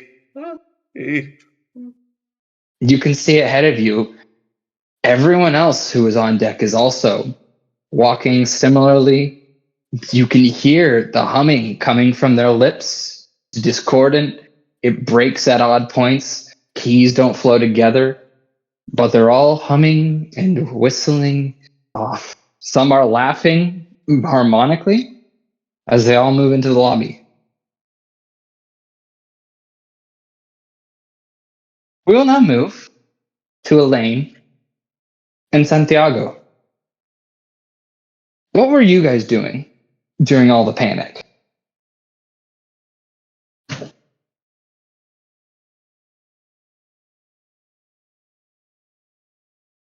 Okay, so I'm trying to get Sophia back on her feet. Okay. She seems really wobbly.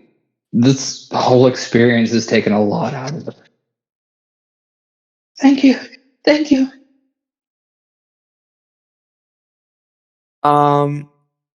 So I decided to try to get her back with a little punch behind her back.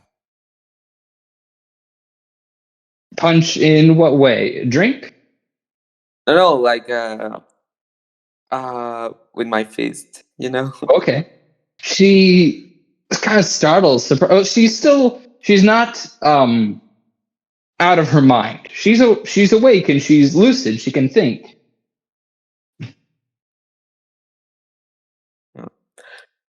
What do you think, Elaine? Do you see any problem with her? I don't understand what is going on. This is going crazy, and I don't know what I'm going to do right now. I need your help. We should let her rest for the moment. I think that she's been through a lot, just like everybody else, and we've done about all we can do for her. So what I think we should do is see if anybody else is panicking. Okay. So I'm going to stay with her, and you can go. So I will walk and see if I see anybody else who looks like they might be in distress or needs help. Are you staying in the lounge or are you moving out to the boardwalk, to the deck? I am staying in the lounge. Okay. There's quite a few people who are panicked. Quite a few have moved and left. There's like 5 or 6 people left in the room. One looks to be a husband and wife who are just sitting, trying to console each other. There's another man who is angrily drinking to try and drown out his own sorrows. There's several other people just kind of in that state of shell shock. The people who are active and want to get away have moved on. The people in this room don't understand what is happening.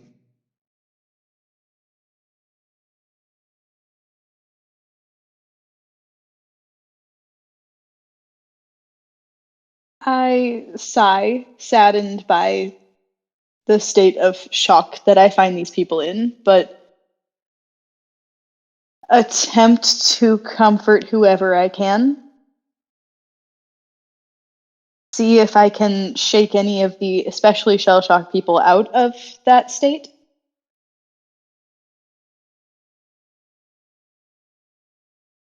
I think you're able to. Well, and how would you do this? What would you say?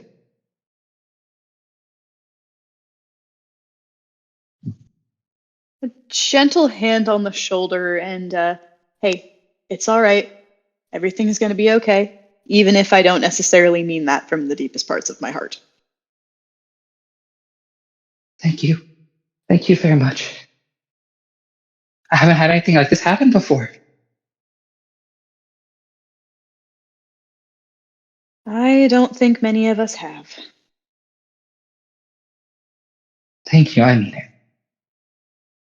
And it's around this time when people start to stream back into the lobby. They're quiet. They all seem oddly synchronized, not mirroring each other, but just all coming back in at once, from the left and from the right.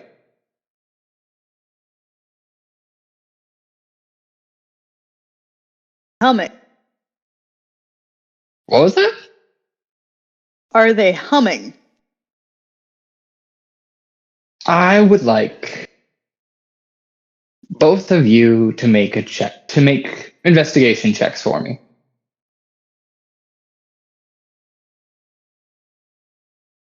So just 1d6? Well, for investigation, yes, 1d6. Santiago, if you want to, you also can make a check. I think for you it would be 2. Okay. Oh, Let's go. Gotta darn it. balance out all those 6s. That sucks. I got a 2. Yay. All right.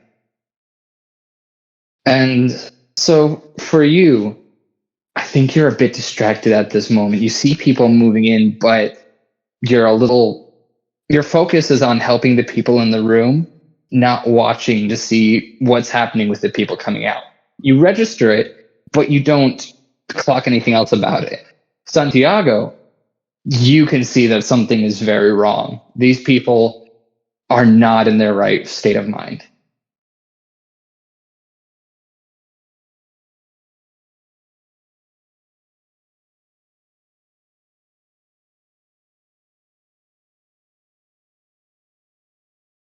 What would you do in this moment? Let's start with Santiago. Okay, so after all the commotion on the people, I'm going to take out Sophia to a private room. Okay. Do you want to move behind like the bar? It's like the little kitchen area behind there. Yeah. Okay. I think she kind of moves with you. She's like, thank you very much. Do you know what's going on? Don't do that to me. You know what's going on. What do you Today mean? is the final day. You're not going to commit any crime anymore. I don't know what you mean. You seem that you forgot everything. But I know that you're only playing a character. Just stop being so fucking stupid. You know what's going on. I don't know what you're talking about. Who are you? You don't remember me? No, I don't. I have seen everything that you have been doing all these months, all these years. My This is going to music? be. No! You're out of your mind? Don't you know You're that I out of have your been mind. I don't know what telling you're talking you? about. And she starts to get up to leave. Okay, I'm done with you. Just follow me. No, I won't follow you. And she starts to leave back towards the bar to go back out into the lobby.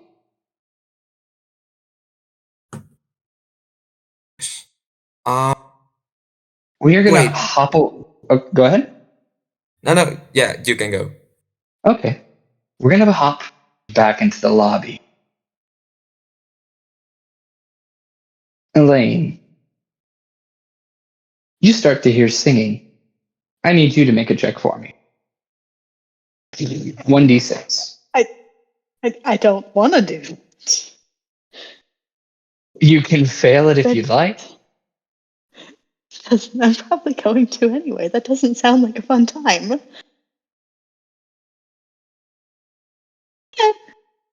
Uh-oh. Unfortunately, Eh, I will give you, if you are less in a state of panic, but I would still give you the option to try and re-roll that 1d6, 2d6, but one of those would be insanity. you know what? Sure. Yes. How bad could that get? Okay. All right. So you got a 3. Still not great, but better. And you didn't high on your insanity, so you don't go insane. That's a good But thing. you hear a song, and it's not a pretty song. In fact, it's a song with a story, a very intriguing and interesting story about a path of pain left behind in a wake. And no matter how much you try to focus on something else, the people around you, you hear this song, and it's all that you can hear.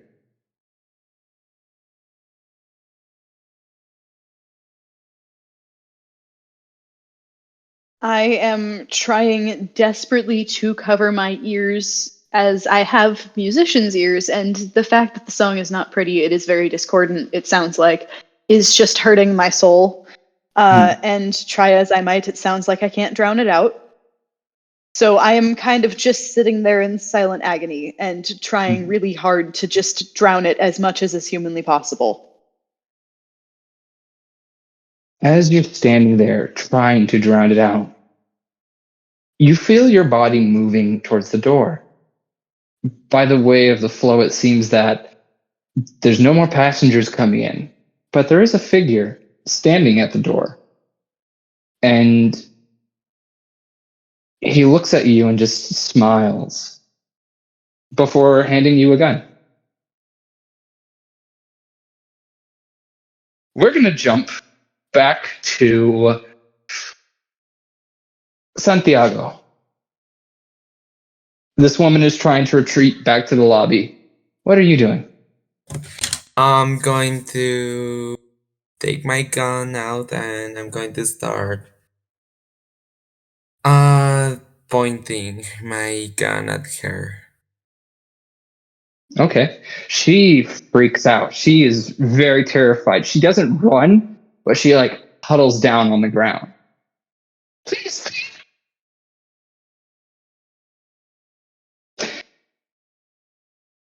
You seriously don't know what is going on? No, please. You really forgot everything? Now, tell me, what are you doing here? Just trying to visit family. I feel my sister was in London. Just want to get there. Where are you from?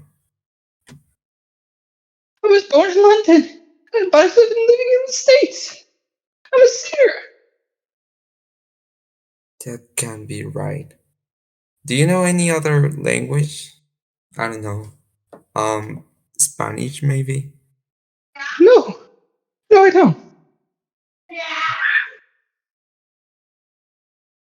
You seem to be saying the truth.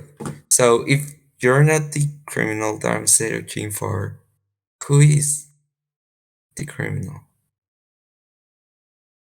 Hey, you have been talked to the other musicians along this time before everything of this is happening? I mean, I sing with.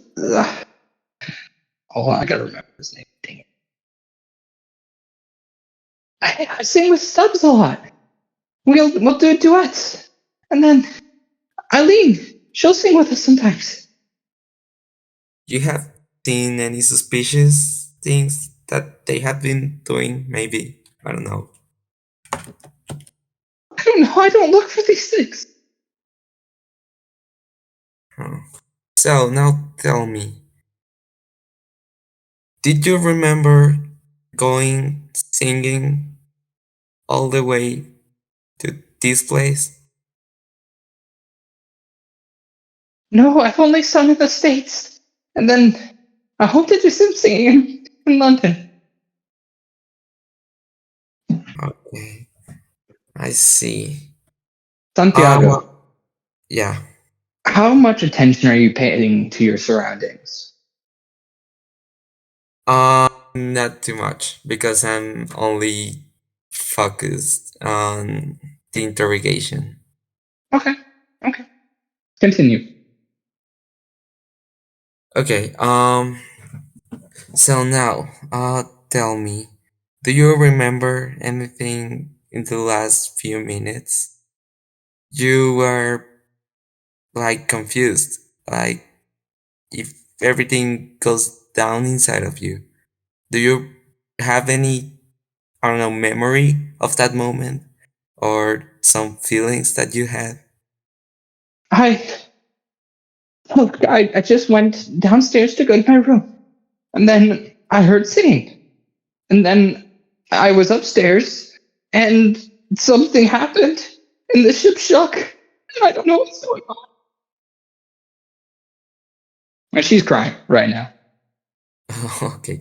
Um, so you don't remember me telling you to pay me attention or talk with me? No, I don't remember. I don't know you. Jeez. Um, the other two ones that you have, the other two musicians, does any of them sounded like they weren't from London or the United States, like other country? Um, um, I think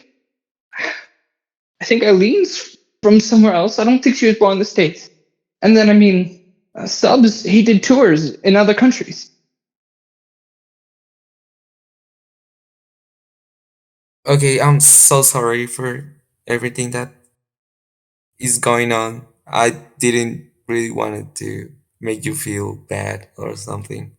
I'm just doing my job, so let's forget that everything of this happened. I'm going to try to get you a compensation. So let's get back to the main room. So we're going to find an exit, okay? I think it's around this time that you hear singing from the other room. It's not a general overall singing, it's a crowd of people singing. Um, as you exit the room, you see that everyone's more or less standing around it, or like standing in a big group singing. Elaine is over by where the instruments are left, leading everyone in the song We'll Meet Again by Vera Lynn. Elaine,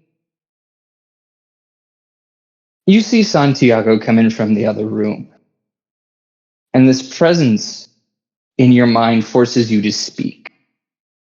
How would you taunt Santiago?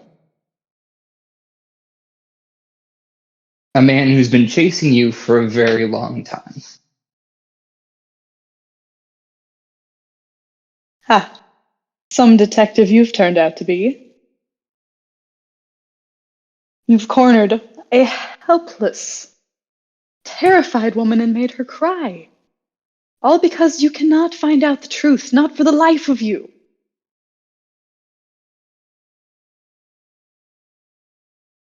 So you are.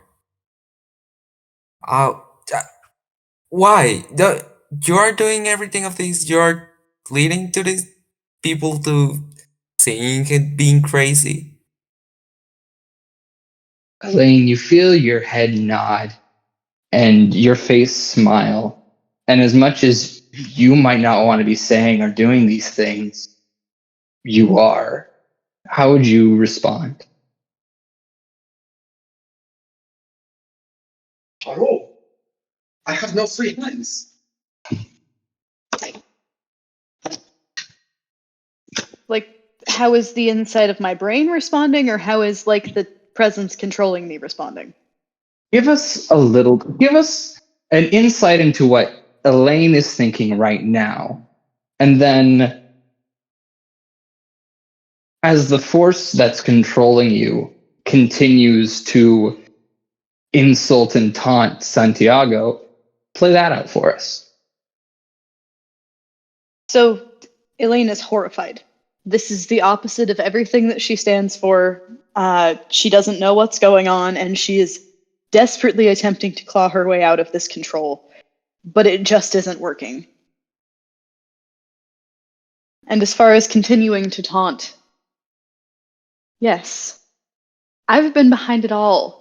From the very beginning. Yes, I've been the one that you've been chasing. You've just not managed to find me. I've eluded you.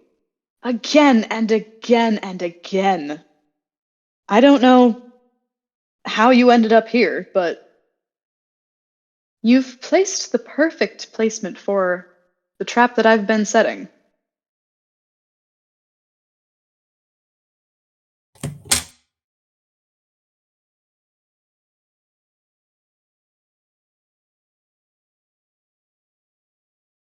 The crowd surrounding Elaine moves slightly, and she moves closer to you. A look of disappointment and annoyance on her face, but also pride. Oh, do you think that this is fun? Do you think that this is a game playing with lives of real people? Do you know what you did to me? Do you even know why I'm here? You are the one that I have been searching for since I became a detective. I might not be the best one, but I was hoping just to end all of this. You're not going to get alive of this one.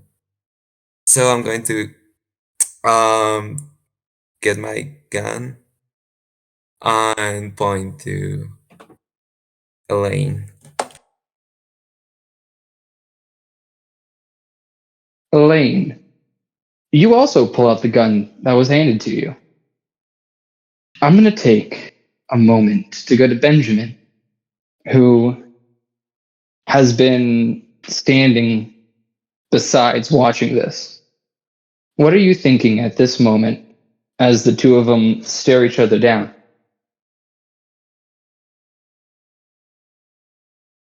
Well, I don't think Benjamin has any idea that Elaine isn't in control, so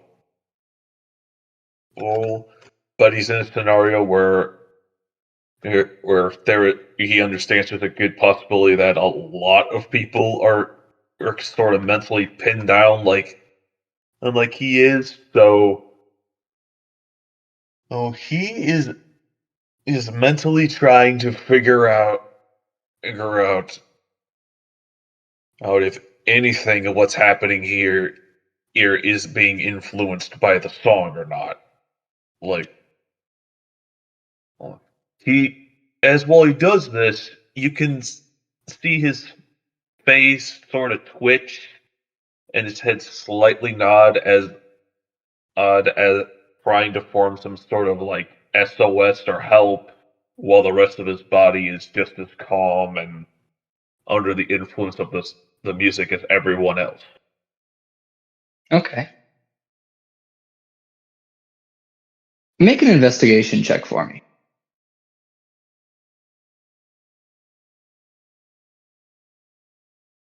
A 4. A 4.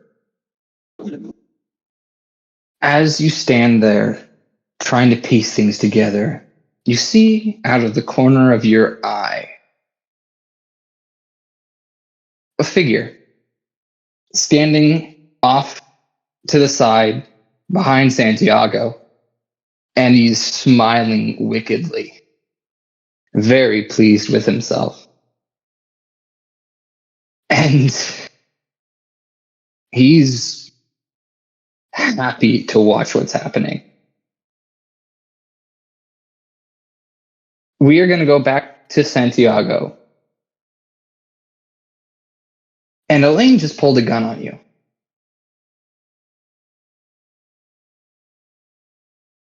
So, this is how everything is going to end. I'm good if you kill me. But you just... I think that you understand that what are you doing is going to become your death too. This is not going to be anywhere now. Now, before everything is settled down and we both of die, tell me, why did you even do this on my country and with my people? Why did you bring such craziness to us? Oh, you think that it was just you I've been messing with? That's funny.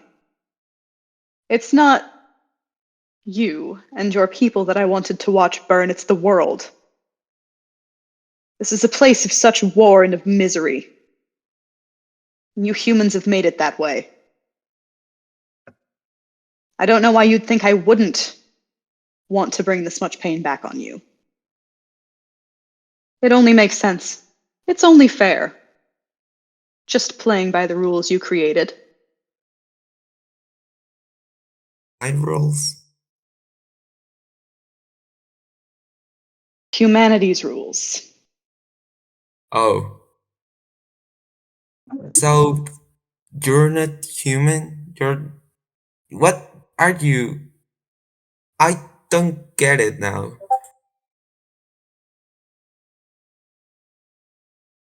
Elaine, Just... weirdly enough, you don't have an answer in this moment. I And don't understand what are you doing.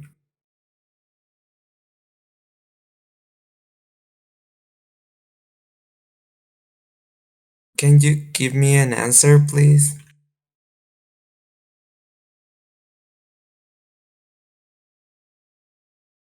I look at you blankly, having no response. So, this is the way, huh? And I shoot her. okay, make a roll. Okay.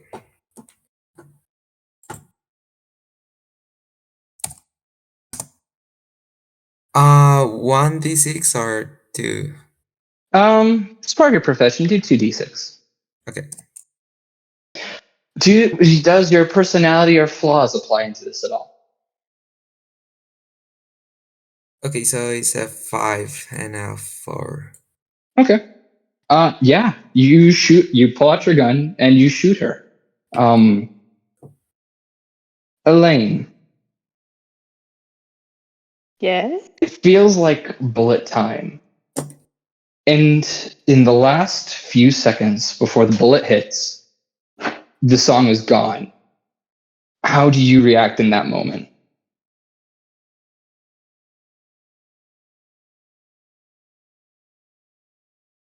I can see the bullet moving toward me.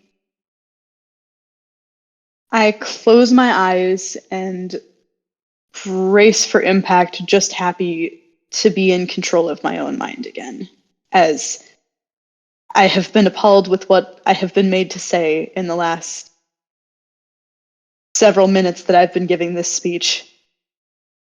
I've seen too much. I'm ready to die. Okay. Well, on that, you feel the bullet hit you close to your left shoulder, but not in a safe spot. And there's pain for a second, and then there's nothing. We are going to move to Otis. as you've Oh boy. made your way up the balcony, you've managed to get Byron this far, and you look through the window and see Santiago shoot Elaine in the heart. What the? Am I allowed to swear? Are we allowed to do that? Let's try and keep it PG. All right. Make it creative if you want to. What the scallops?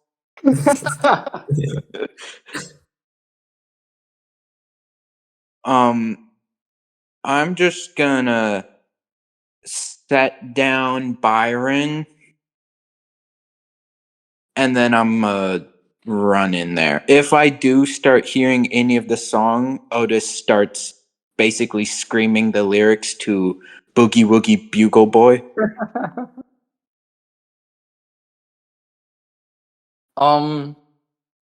You hear the song, but it's more mellow, and you can scream, and it drowns it out. Oh yeah, he's definitely yelling the lyrics to Bugle Boy. Santiago, someone is charging you from the left, screaming words I'm not sure if you understand. You mean Santiago's never heard the hit 40s song Boogie Woogie Bugle Boy? I don't know, Santiago, have you heard the song Boogie Woogie No, Bugle? No? I don't know what that even is, so no. How would you react in this moment then to someone rushing you? Or at least running into the room? Do you understand what's going on? Are you even in a good form? Do you need help with something?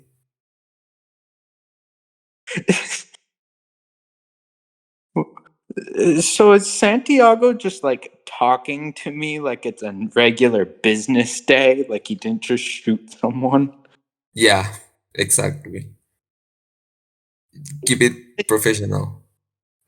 You just shot someone.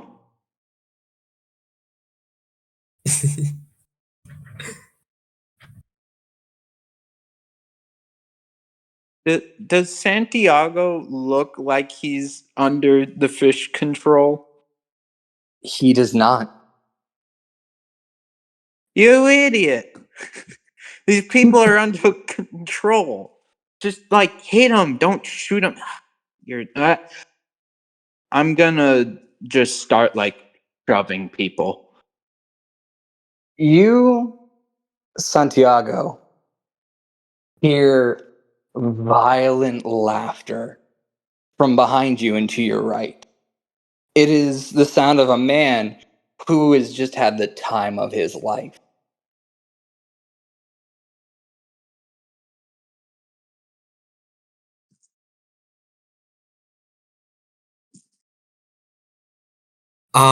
Wait, I have a question. Yeah, go ahead. Yeah, time out. Um, so now, getting back on everything. So Otis is uh making everyone came back to normal state. No, well, he's pushing people. And oddly enough, he gets a couple, but then others start to push back and stop him. And as he pushes people, it seems to not be working as effectively. Okay. There's resistance. And you see the crowd starting to move towards your right and starting to move behind you.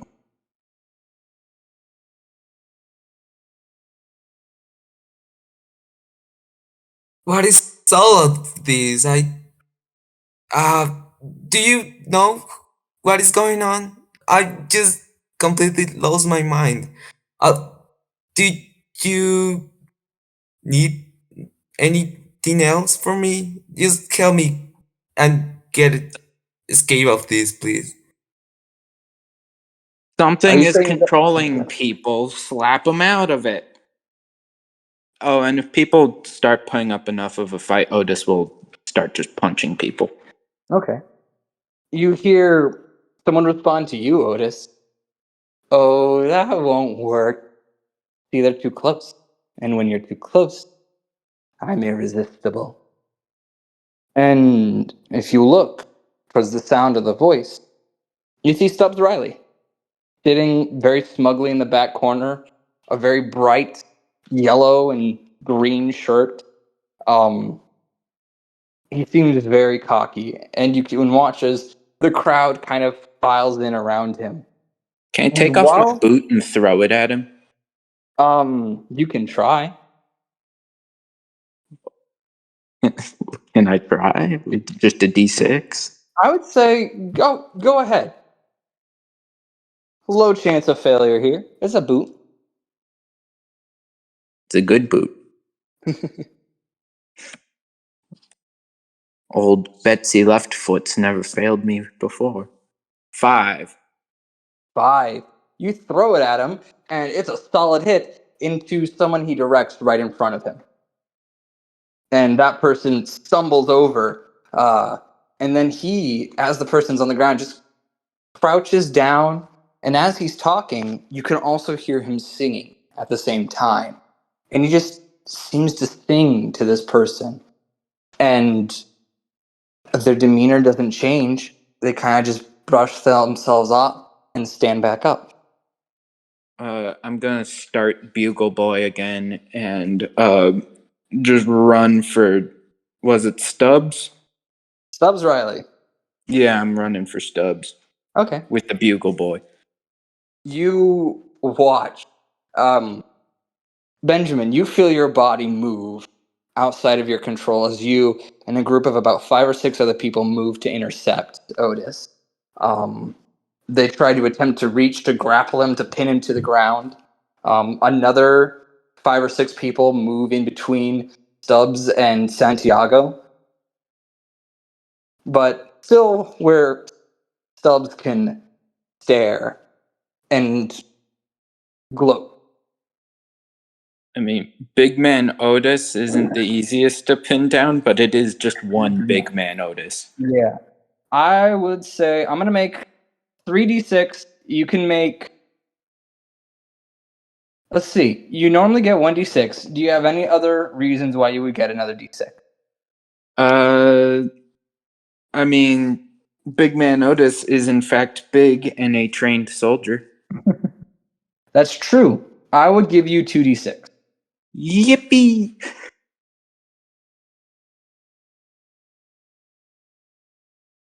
God damn it, Gooby. Leave the... My cat's going from a power cord. Apparently, I don't know how to roll either. Let's go. Snake Eyes. Oh, no. 641. Yeah, the group is able to quickly grab a hold of your arms, your legs, and pin you down to the ground. Benjamin, one person. What? I get one person who rolled a 1 with me, and that's it. Benjamin, you manage to grab a hold of him, but he elbows you in the nose and you stumble backwards. You feel your body starting to grow pain. You actually felt that. And you can feel your senses returning to you. I'm still yelling Bugle Boy. Even if it's not doing anything, I'm still yelling it. Go get the fish, you stupid little rat. Benjamin, what are you doing in this moment? You can feel the control of the song lessening. As the control of the song lessens, I try moving my body a bit more to confirm that, to see if I'm able to break free. Make a check for me. If you have something that you feel like would apply to give you another d6, tell me and we'll see if it does.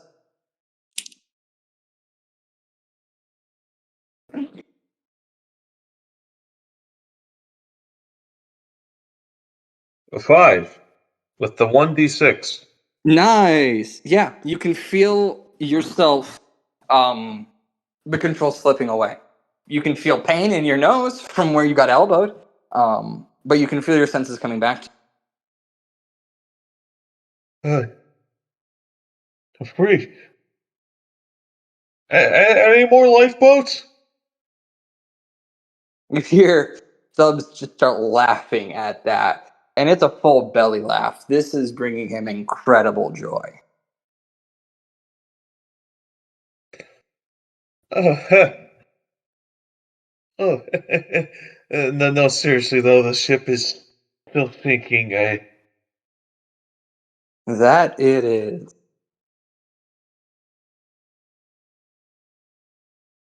If you want to go, go ahead. Oh, I'm going. I'm going, and thank you, sir. Or as Benjamin rushes to see if there's any lifeboats left. There's plenty of lifeboats left. As you leave the room, we're going to go back to Santiago.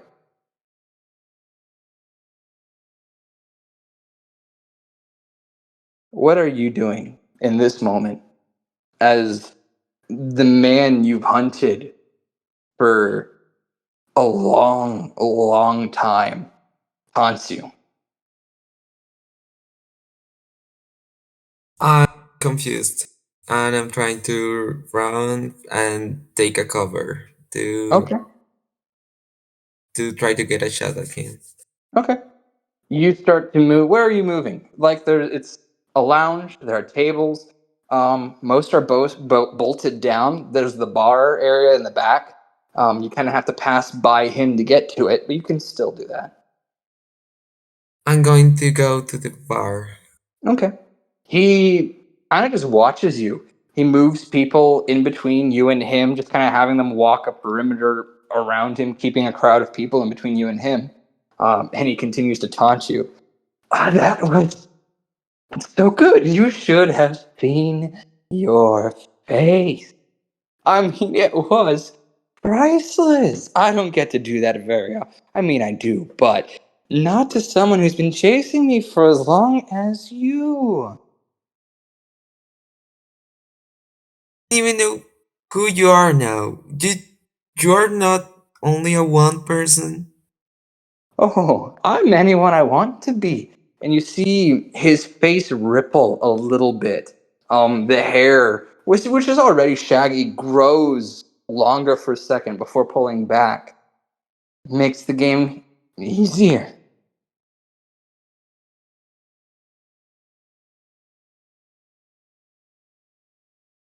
I I don't know who you are, and I my investigation along these years is going backwards now. I I can't let you do any more damage to anyone, and I'm going to kill anyone that just gets in my way and tries to. Have at it. I've got all these people to get in your way. I mean, I don't need them, but I'm home now anyway, so might as well have some fun before we go. Home? Yeah. See, it's been a long time, and I've been traveling for a while. Thought I'd tour the sites, cause a little trouble. It was fun, but now it's over.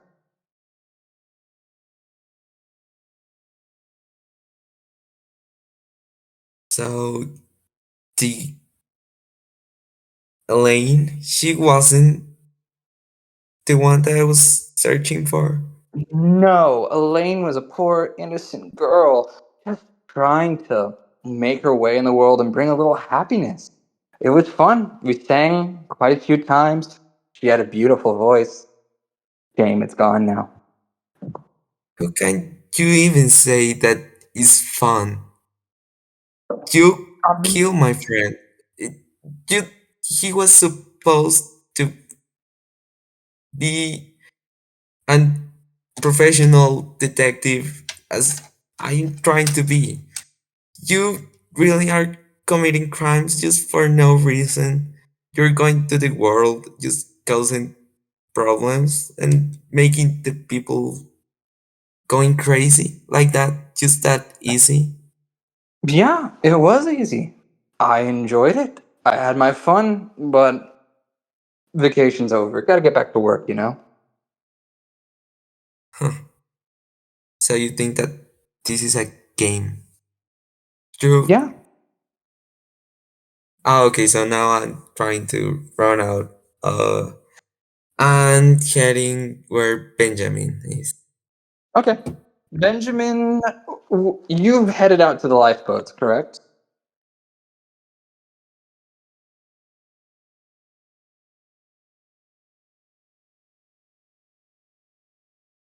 Yes, I'm heading out to the lifeboat. Okay. You're out there. You see Santiago run out of one of the doors, and make his way towards you. Santiago, whoa. Santiago, hello, have you come to ride the lifeboat with me or something? Yeah, there's no time to explain it. Just get me with you, please. Well, alrighty then. And as Benjamin grabs Santiago and to rush to the lifeboat. You hear from the lounge everyone breaking into "We'll meet again." Don't know where, don't know when.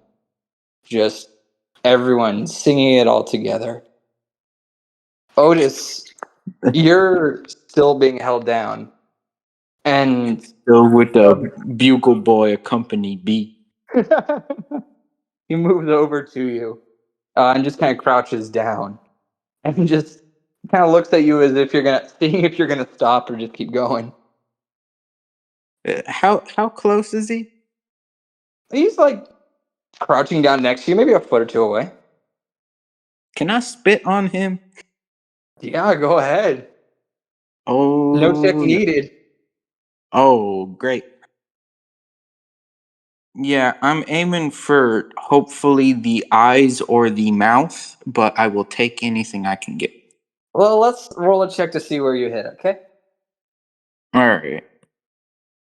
I don't know if I've ever had anyone roll a spit check before, but I got a 3. you got a 3. You get him right in the chest. Otis has had some practice. Military spitting? Well, it's a skill. Yeah, that's fair. I would say you get him like right on the chest under his neck. Unfortunately, you weren't able to get your head up in the right angle to spit on his face. He just kind of brushes it off, notices the stain. I like you. You're still coming down with the rest of us, but I do like you. What's your name? Wouldn't you like to know, Feeple? I would like to know. Oh, well. That's a shame. I'm going to try and spit on him again. You can have another check if you want. All right, let's go. 3. You get, as he's standing up, you get him like on his pant. He just kind of moves to the center of the room and begins to almost conduct everyone as they sing. Make an investigation check for me. Oh, and again, boy. I would say everyone can make an investigation check.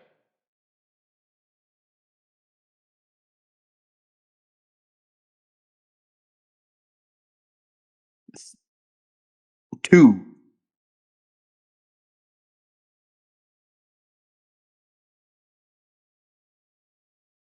You got a 2. What about from the rest of you guys?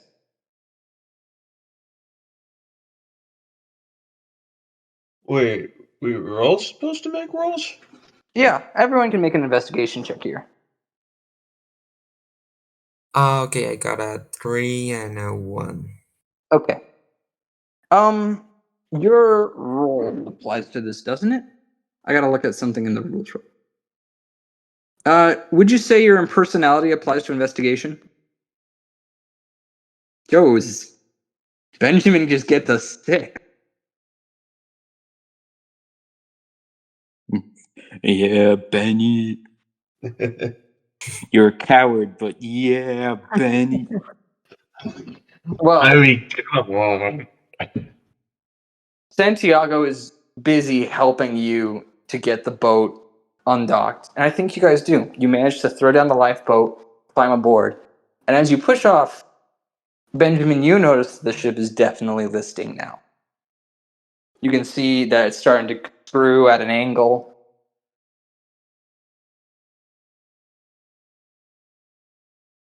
We have really waited until the witching hour of this crisis to get this lifeboat going.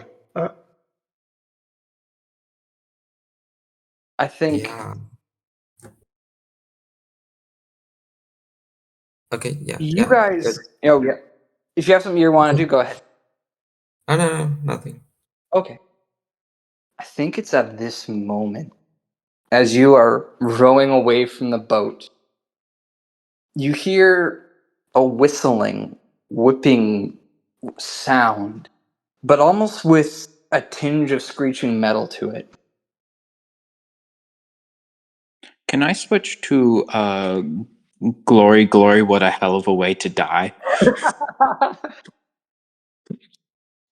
Yes, go ahead. Let's go. I think you get screeching metallic musical accompaniment. And Oh, hell it. your song rings louder than all the others because everyone else stops. And Stubbs looks surprised and very, very scared. He turns to you and walks over and kicks you in the face and just, shut up. No. Shut up. He kicks you again. No. Why would I listen to you? You're awful. He turns and clenches his hair, and you can see, like, the hair where he clenches it starts to change and grow longer, then shorter, and change color, mix and blend. And he starts to throw a tantrum. He gets like a child who's been told that playtime is over. He starts to get angry, throw stuff around. He punches some of the people around him. Outside the boat, you watch as the clouds above you darken. There was a cloudy day. It was overcast, but now it is dark. Darker than a moonless night.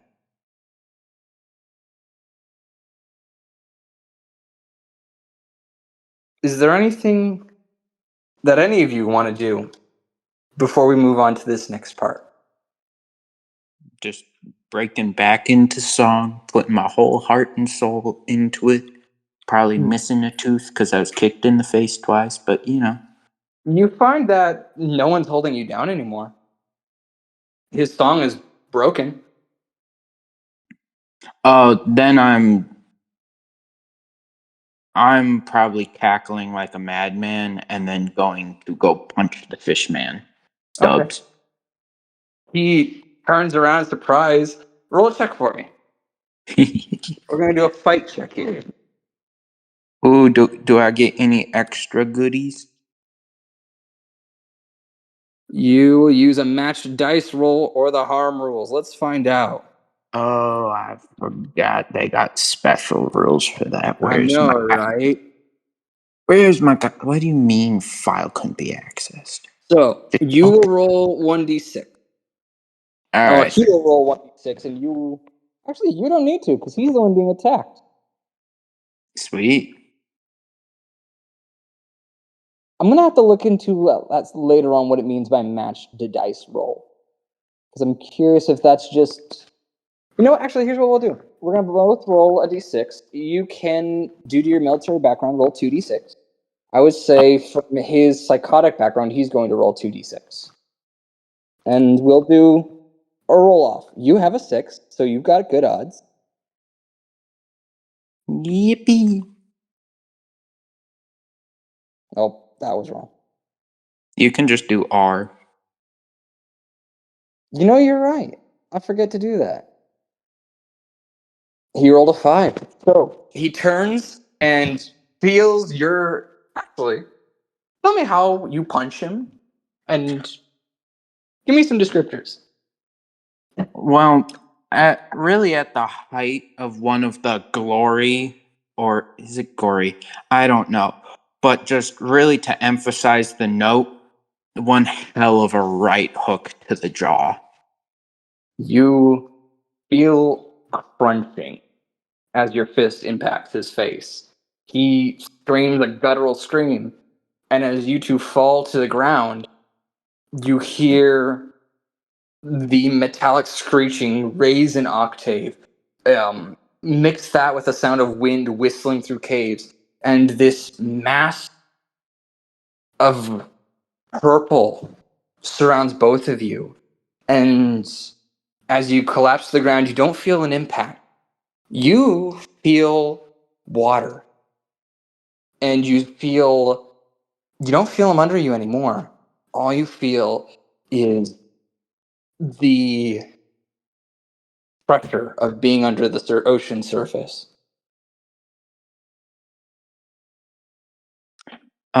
Just mad cackling mixed with crying and screaming. Not screaming. Singing glory, glory, what a hell of a way to die. Okay. Otis has just gone off the deep end very fast. And we will leave Otis there. Going outside, Benjamin and Santiago. What are you guys doing on the boat? As the sound picks up, you can see in the horizon, approaching at a rate faster than you ever thought possible, like a storm cloud along the surface of the water, a purple fog. It's thick and dark, and it's moving towards you. Well, we are trying to row away from the sinking vessel, but I'm not quite sure if there's anywhere we can do that won't drown us deep in this upcoming fog. Huh? I know that this all seems. This doesn't seem right. Well, none of this seems right at all. I guess the silver lining in any of this is that I might write a damn good novel with all this stuff in it if we survive this. With those words, a mass of purple fog hits you guys. And for an instant, it feels like you've been hit by a train. We're going to start with Benjamin. You are surrounded by blackness. Can't see anything, and you don't feel anything under you. But it almost starts to feel like a light sandstorm, where it doesn't hurt, but you feel little grains moving across your skin. Then we will go to Santiago. You feel empty air. If you try to reach out to stop yourself, you feel like you can't grab anything. And there's silent whispers at the back of your mind. And then blackness. And with that, we will end our session 0.